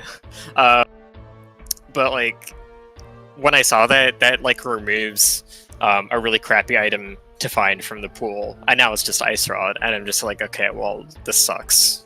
and I know that he already found this, so like earlier, so he was able to route most of the game smarter than I was, even if I already did a lot of the stuff that maybe he hasn't done yet. So I had to think from that perspective, and it was pretty scary. And I think I got kind of lucky, and I kind of played badly enough at the end that I could have blown it still. Yeah, it was. I don't know. My 6th-round Aga will contest that. I had a I have not gotten good Aga patterns in like a month, dude. It's been hell. Ever since you were like, Duck, we need to talk about your Aga. I don't think I've seen you have a good one. It's just they're so brutal though. Like I'm just like, all right, this is gonna be good. No, it's not. No, it's not. No. Yeah.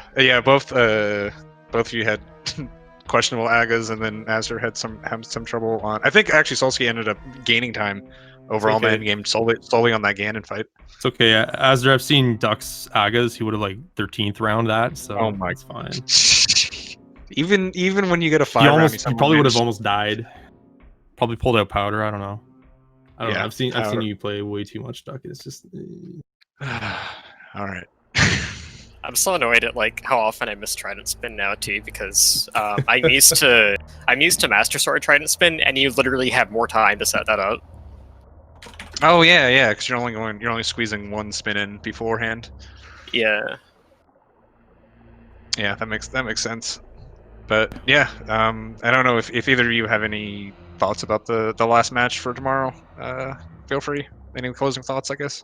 Can we like roll 50 seats before and then watch out for the RNG? Yeah, this was kind of stupid. It was stupid. Like just like when you see the tells, like specific items in the exact same spots, like -1 variant, and then like the big keys for the most part being the same spot, you really need to, push that along. I didn't notice that part of it, but I didn't actually finish the last seed, so that's probably why. Rip. Yeah, it was funny because the last tournament, before something was done about it, I lost and I was out. So hopefully not the same thing. You've had Reese with a light hammer. So well, like this was with the PRNG fix. I don't think it was ever in SMZ3. Yeah. All right, Ace, you got any last thoughts? Not really. Just want to say again, you both had a great race. It was a lot of fun to commentate. Looking forward to tomorrow's at 6:10. If anybody wants to tune in, which you all should, because it's going to be an awesome race for the Game 3. Yeah. So GG's to both of you. And that's pretty much it for us. If anyone else got any closing thoughts, if not Ace, I'll let you close it out here.